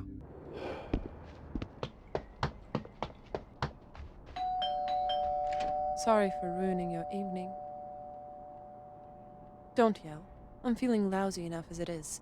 I spent the whole night by the pigeon loft next to my old house. At first, I ran without caring where. Then I saw some soldiers, so I found a hiding spot. Yeah, let's go. Beats being stuck at home anyhow. A stroll around town it is. How about we start with the garages? I heard they're selling medicine there. Let me ask you in turn. Who's Uncle Kolya? Did I know him?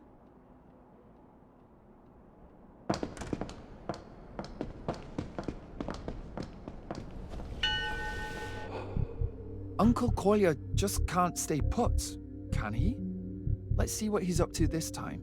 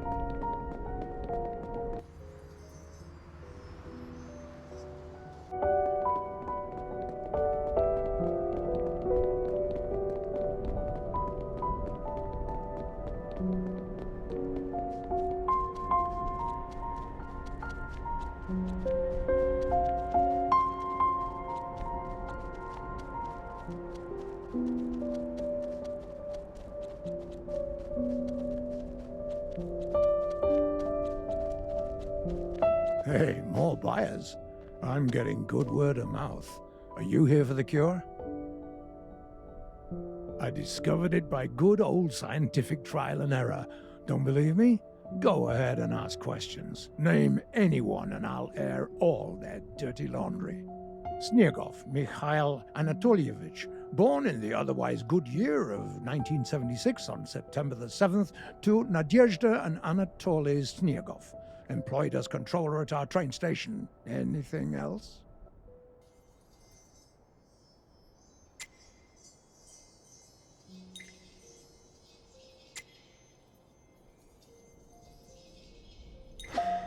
Remember how you got me the job at the station?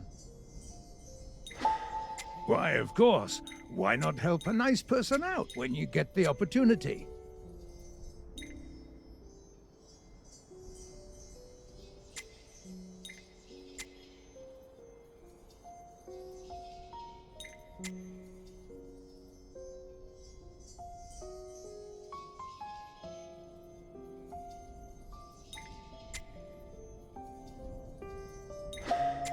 You sang a different tune back then. They're chasing me out into retirement. I'm not letting anyone have my job, and so on.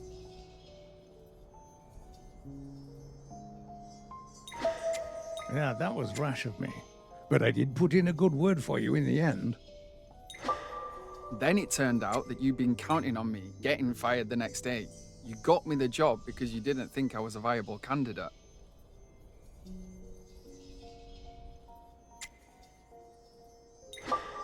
And at first you micromanaged me constantly, chewed me out for every trifle. You played the irreplaceable veteran of the workforce. So that's the thanks I get. I was passing on my experience to you, and you reproached me for it.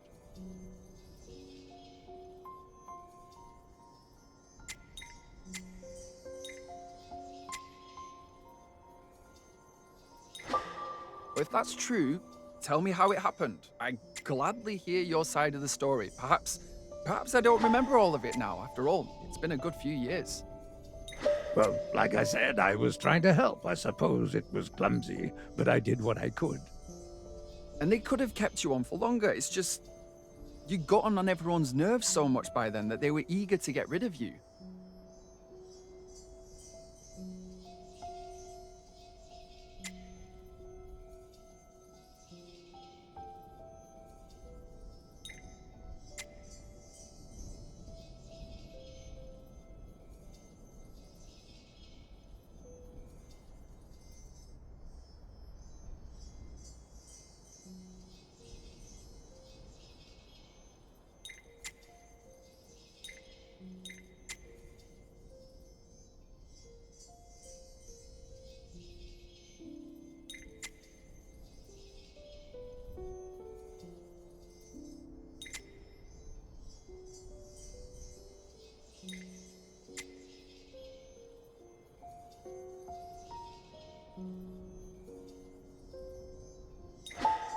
If I'd been such a jerk, then why didn't they kick me out earlier? They couldn't find a replacement. I work 7 days a week too, you know, and there's no one else to work the shifts. At least they're not making me sit there in the afternoon. Our bosses are great. If it weren't for your colleagues, you would have gotten away with your bullying.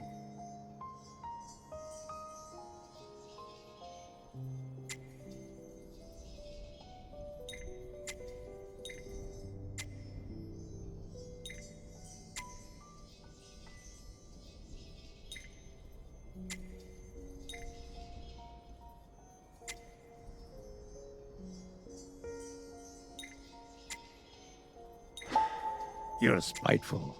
Is there nothing else you can remember? Would you rather forget? Or have you forgotten already? Perhaps I'm making it all up.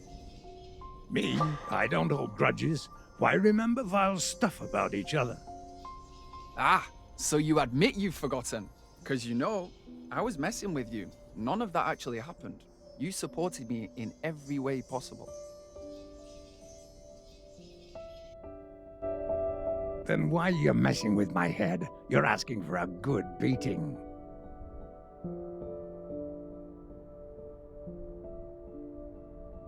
Better confess to what you're doing here. If Misha is exposed to you, so will others. If you know a way to trick people, you smartasses, then out with it. I'll cut you in. Thanks, but we're not desperate for cash. What we need from you is the truth. Or should we make the military aware of the scheme you're running? All right then, here goes. I stole people's records from the station. I know everything about everyone now. Not quite everything, apparently. Are you listening or what? Who am I telling this to? I can pretend I'm completely free of confusion, and what I'm peddling as medicine is ordinary aspirin. Yeah, and who'll reimburse me for the bribe to get into the station for the year's worth of aspirin? By the time that happens, I'll have earned good money and gotten out of here. All right, all right. Don't do anything rash. I'll return the records. I'm headed there anyway.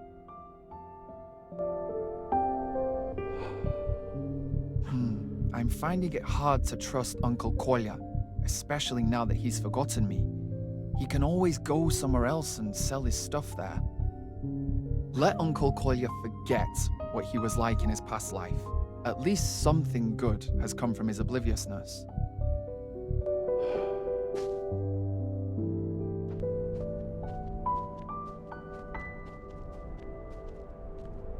You lied to Uncle Kolya, didn't you?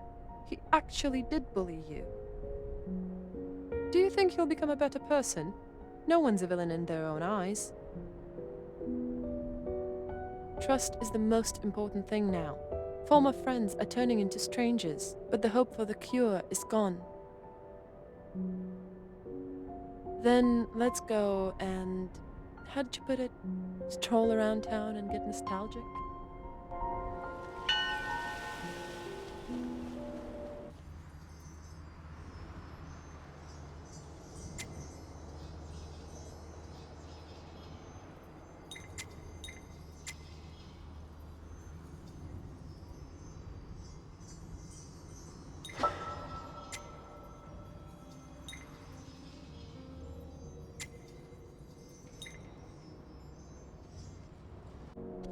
Obviously, I'm a little confused about my past, but aren't we all?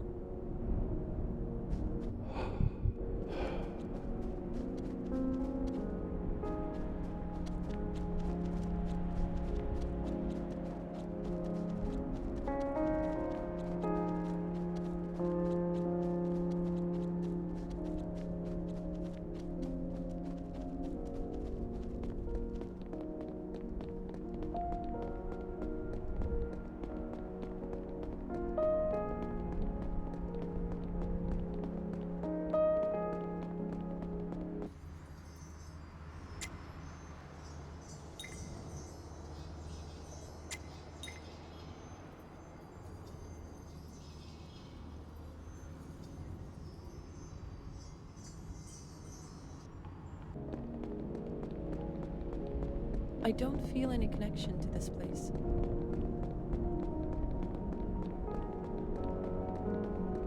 Some story from the past is desperate to come out. Let's walk around some more, and maybe I'll be able to place it. For now, I'm drawing blanks.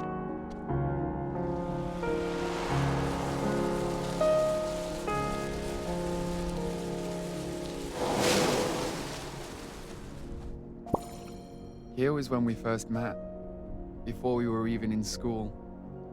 So, I've known you from before school?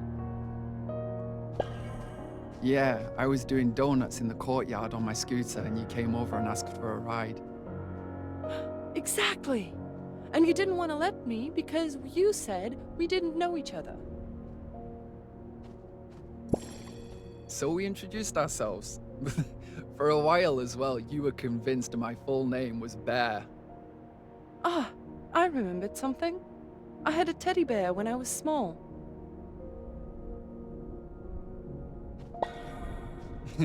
Yeah, that was who you named me after, Mishka. Misha the little bear, the honorable bear, A. Snyegov. And the gang had been stalking you at the time. You let them ride your scooter, no problem. Must have been their charming eyes.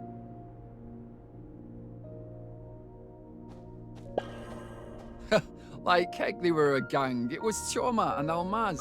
They lived in the same house. I remember them as long as I remember myself. But you had the most charming eyes around. It's odd that we meet so accidentally. Surely our parents must have known each other.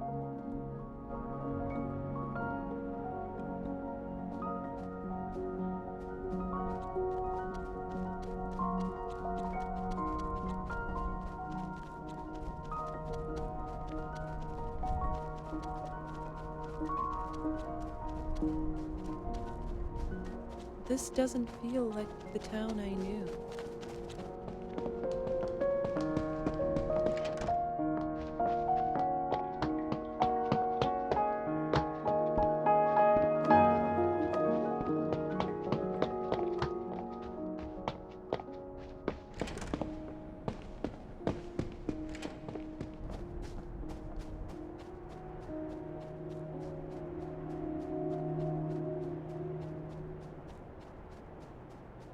The old man's a fraud. His medicine doesn't work.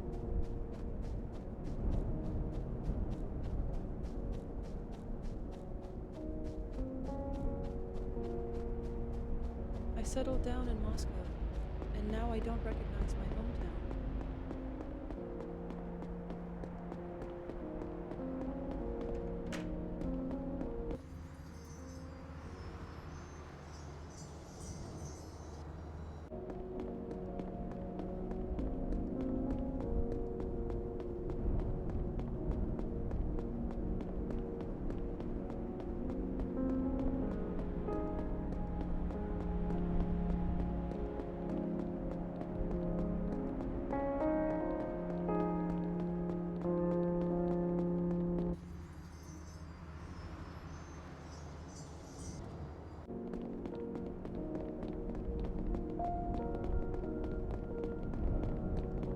Something happened here. But what? I'd stick around here for a while longer.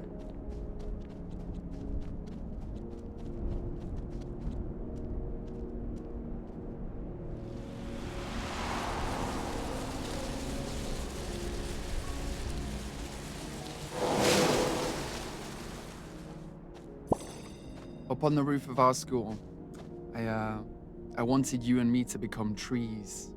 Two little oaks that'd stand alongside each other forever. We'd grown quite a bit since the graduation ball. The graduation ball? I'm talking about last Saturday. And I'm talking about the graduation ball. We climbed on the roof then, too. Youth, freedom, all life ahead of us. No mountain too high. Well, I don't know. Climbing on the roof last Saturday could have been the most important thing that has ever happened to me. What was so special about last Saturday? You're scaring me. Have you forgotten? The two of us, the dawn, the morning freshness. We sat like that on prom night too. Not just the two of us, but still.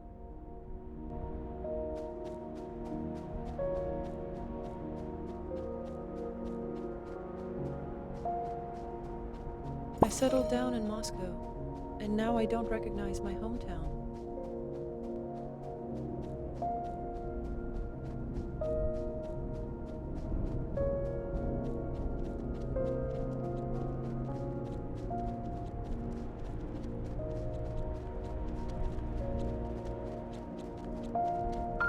I don't feel any connection to this place.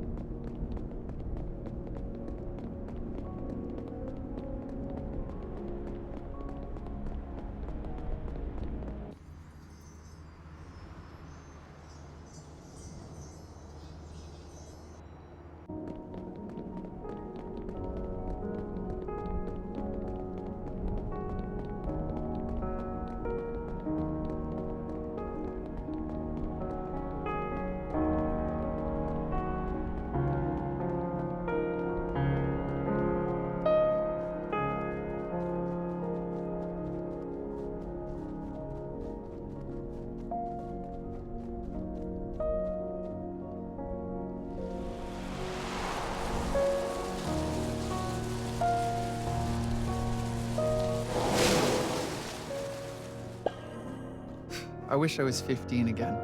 Then I could have given those kids here a run for their money last Saturday. Our team was great regardless. You, me, and Almas. Almaz? It was Artyom. Ah, of course. Slip of the tongue. They were brothers and all that. Although, Almaz would have felt at home here. Tyoma's just too serious. Nah, Toma liked it too. Whatever you say. He was reluctant enough to deal with kids as things were. You don't understand. He's just afraid of admitting that. Deep down inside, he's a kid too.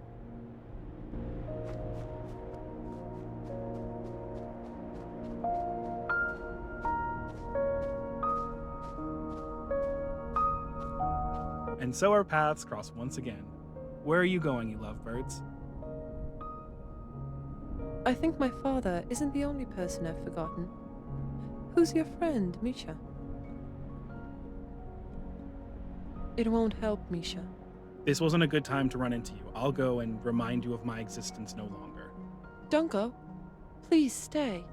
If I've forgotten you, then let's get to know each other again. Time enough for that. Enjoy each other's company while you can.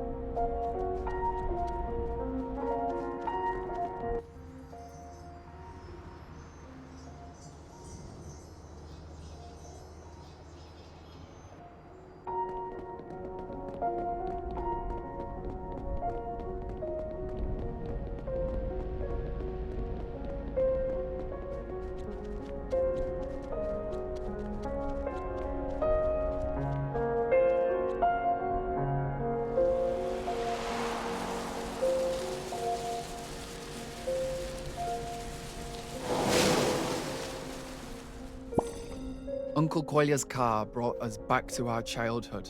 It's like a time machine. Did he drive us around in it? Of course not. Are you serious, Asya? Uncle Kolya being that generous? Then how did his car bring back our childhood? I mean the way we're all together again, shoulder to shoulder and everything. Though 5 people in the car does feel cramped. No, we were pushing the car all together. Ah, of course. I'm a little empty-headed today.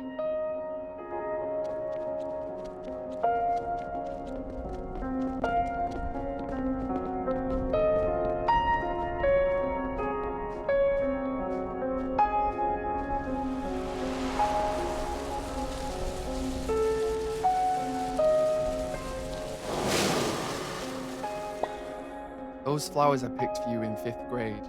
They were nice, weren't they? What flowers? Starts with a T. Oh, okay. I guess a lot of flowers start with that letter. Tulips. That's not what I mean. If someone had pulled off such a feat for me, I'd remember. Jealous Choma ratted me out, so I got told off. Toma... That rings a bell. A friend of ours, right?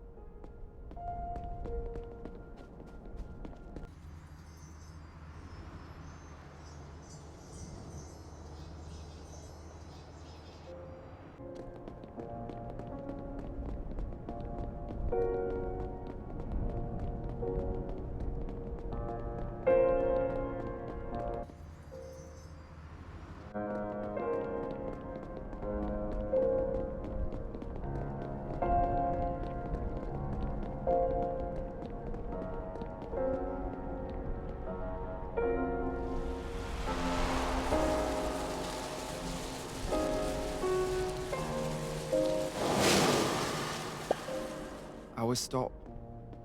We used to sit here and chat for hours. Right here. This needs to be some kind of memorial plaque. Otherwise, it's just gonna be a regular bus stop. Well, you can easily guess why we chose it. What's nearby? That's right, the park. We hung out at the park a lot? I suppose I do like nature.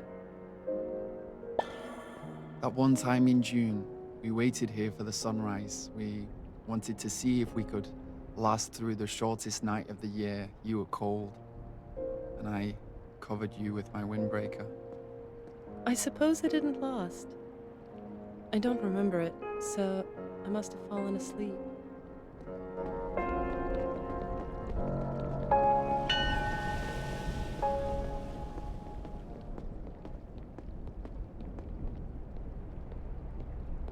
All right, that's enough. Let's go home already.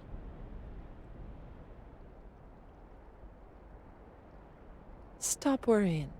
Had you thought about me every day before we met a week ago? I don't think so. We all have to move on.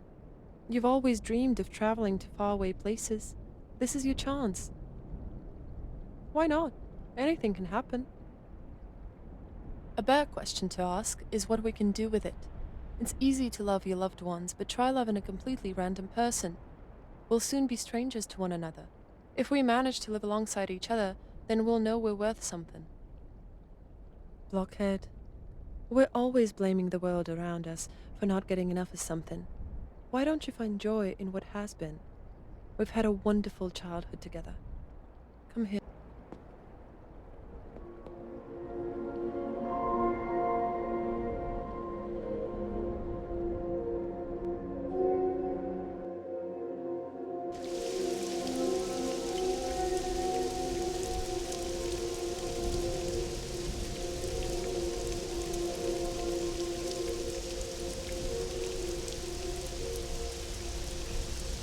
Would you like to visit our garden with me?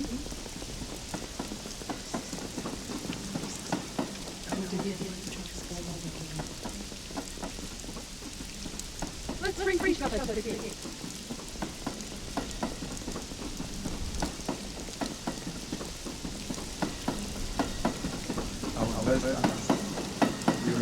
We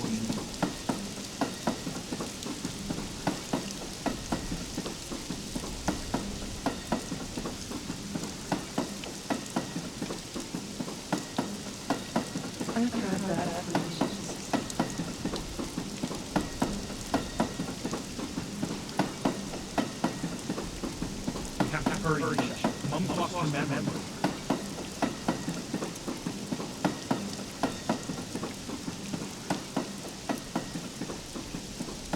Go forth and fetch it, brother. Make haste. Waiting.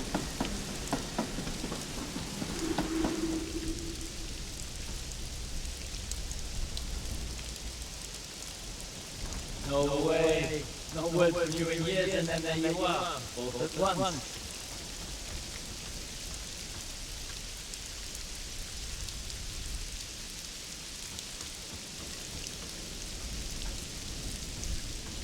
A class reunion by the looks of it. Such a pleasure to see. Rivalry. Not so fast. Look, it's on.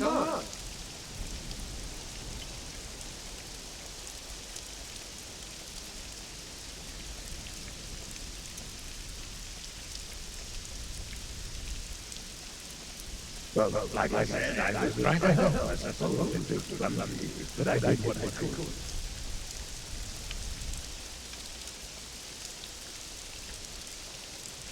A good old puddle, with us for all of our childhood years. With us still, actually. So many of you kids, even Asia's here. Oh, what a surprise!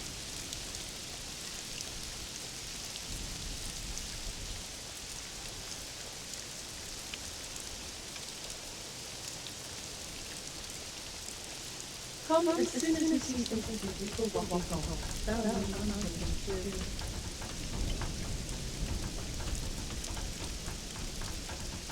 I would be simple. Just give me some dry tea leaves and I'll smoke them.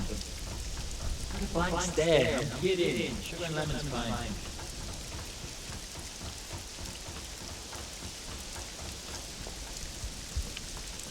I could help. Think it over. Really think it over. I'm scared. That's okay.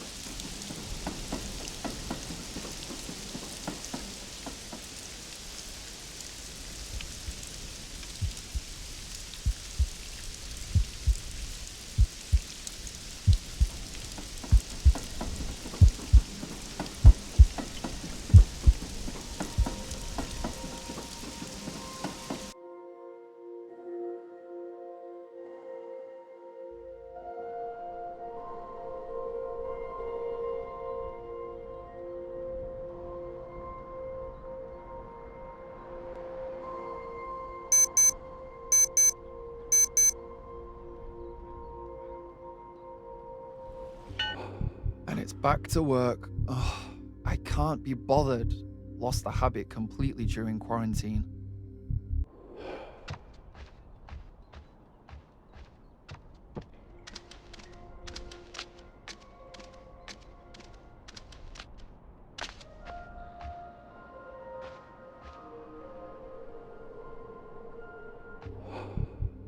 Everyone's forgotten everyone. I'm almost a stranger here now.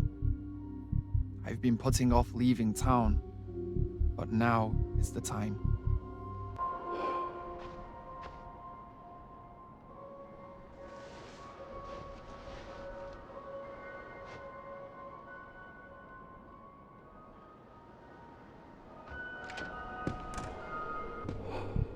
Burglars in the neighborhood. Really? It's been so quiet for so long, and here we go. Just when you think things have settled down.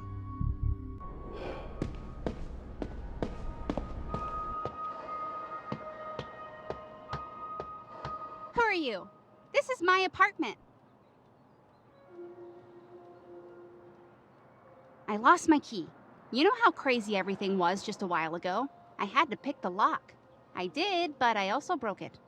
You got a problem with that? Don't be a bore. I'm of age now anyway. Excuse me? What kind of a compliment is that? Are you hitting on me? I could show you my ID, but I can't find it either. Well then, go your merry way.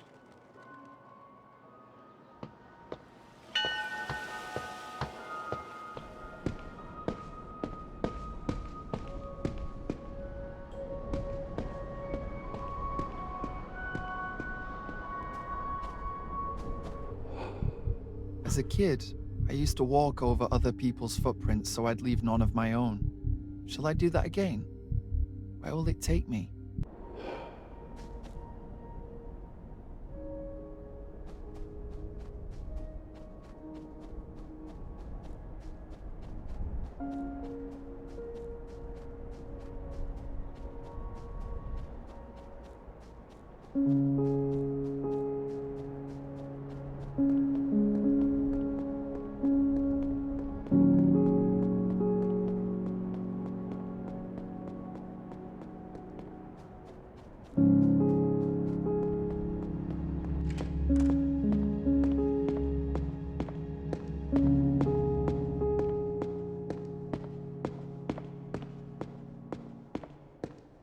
Can I get you something, my friend?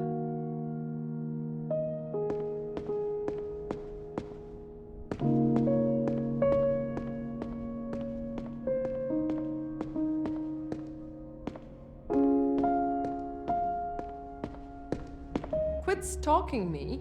A whole week of respite, and here we go again. I thought you'd come to terms with it all.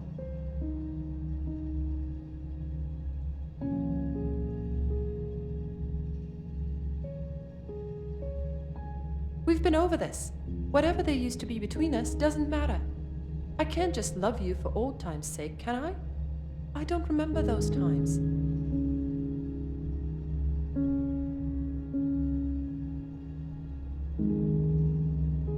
Are you using me to prop up your ego? Bug off. If you want a memento of me, here's a paper boat. I had a classmate who knew how to fold them. I've got to go now.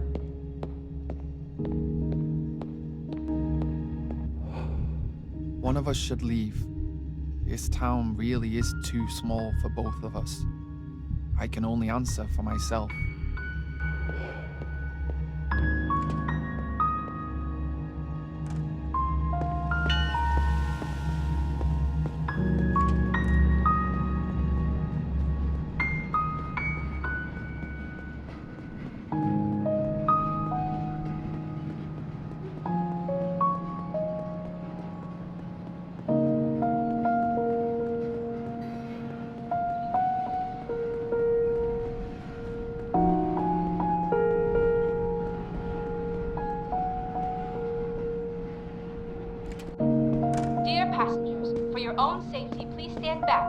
Get in line for the desk. You gotta check in with the inspector, and damn if I know where he is. Don't forget that, too. Then get to work. Don't you see there are people waiting? Dear passengers of the 423 service from Kazan, your train has arrived on deja platform vu. 1. Like, this has Numbering of the cars happened starts at the before. front of the train. Thank you for your attention.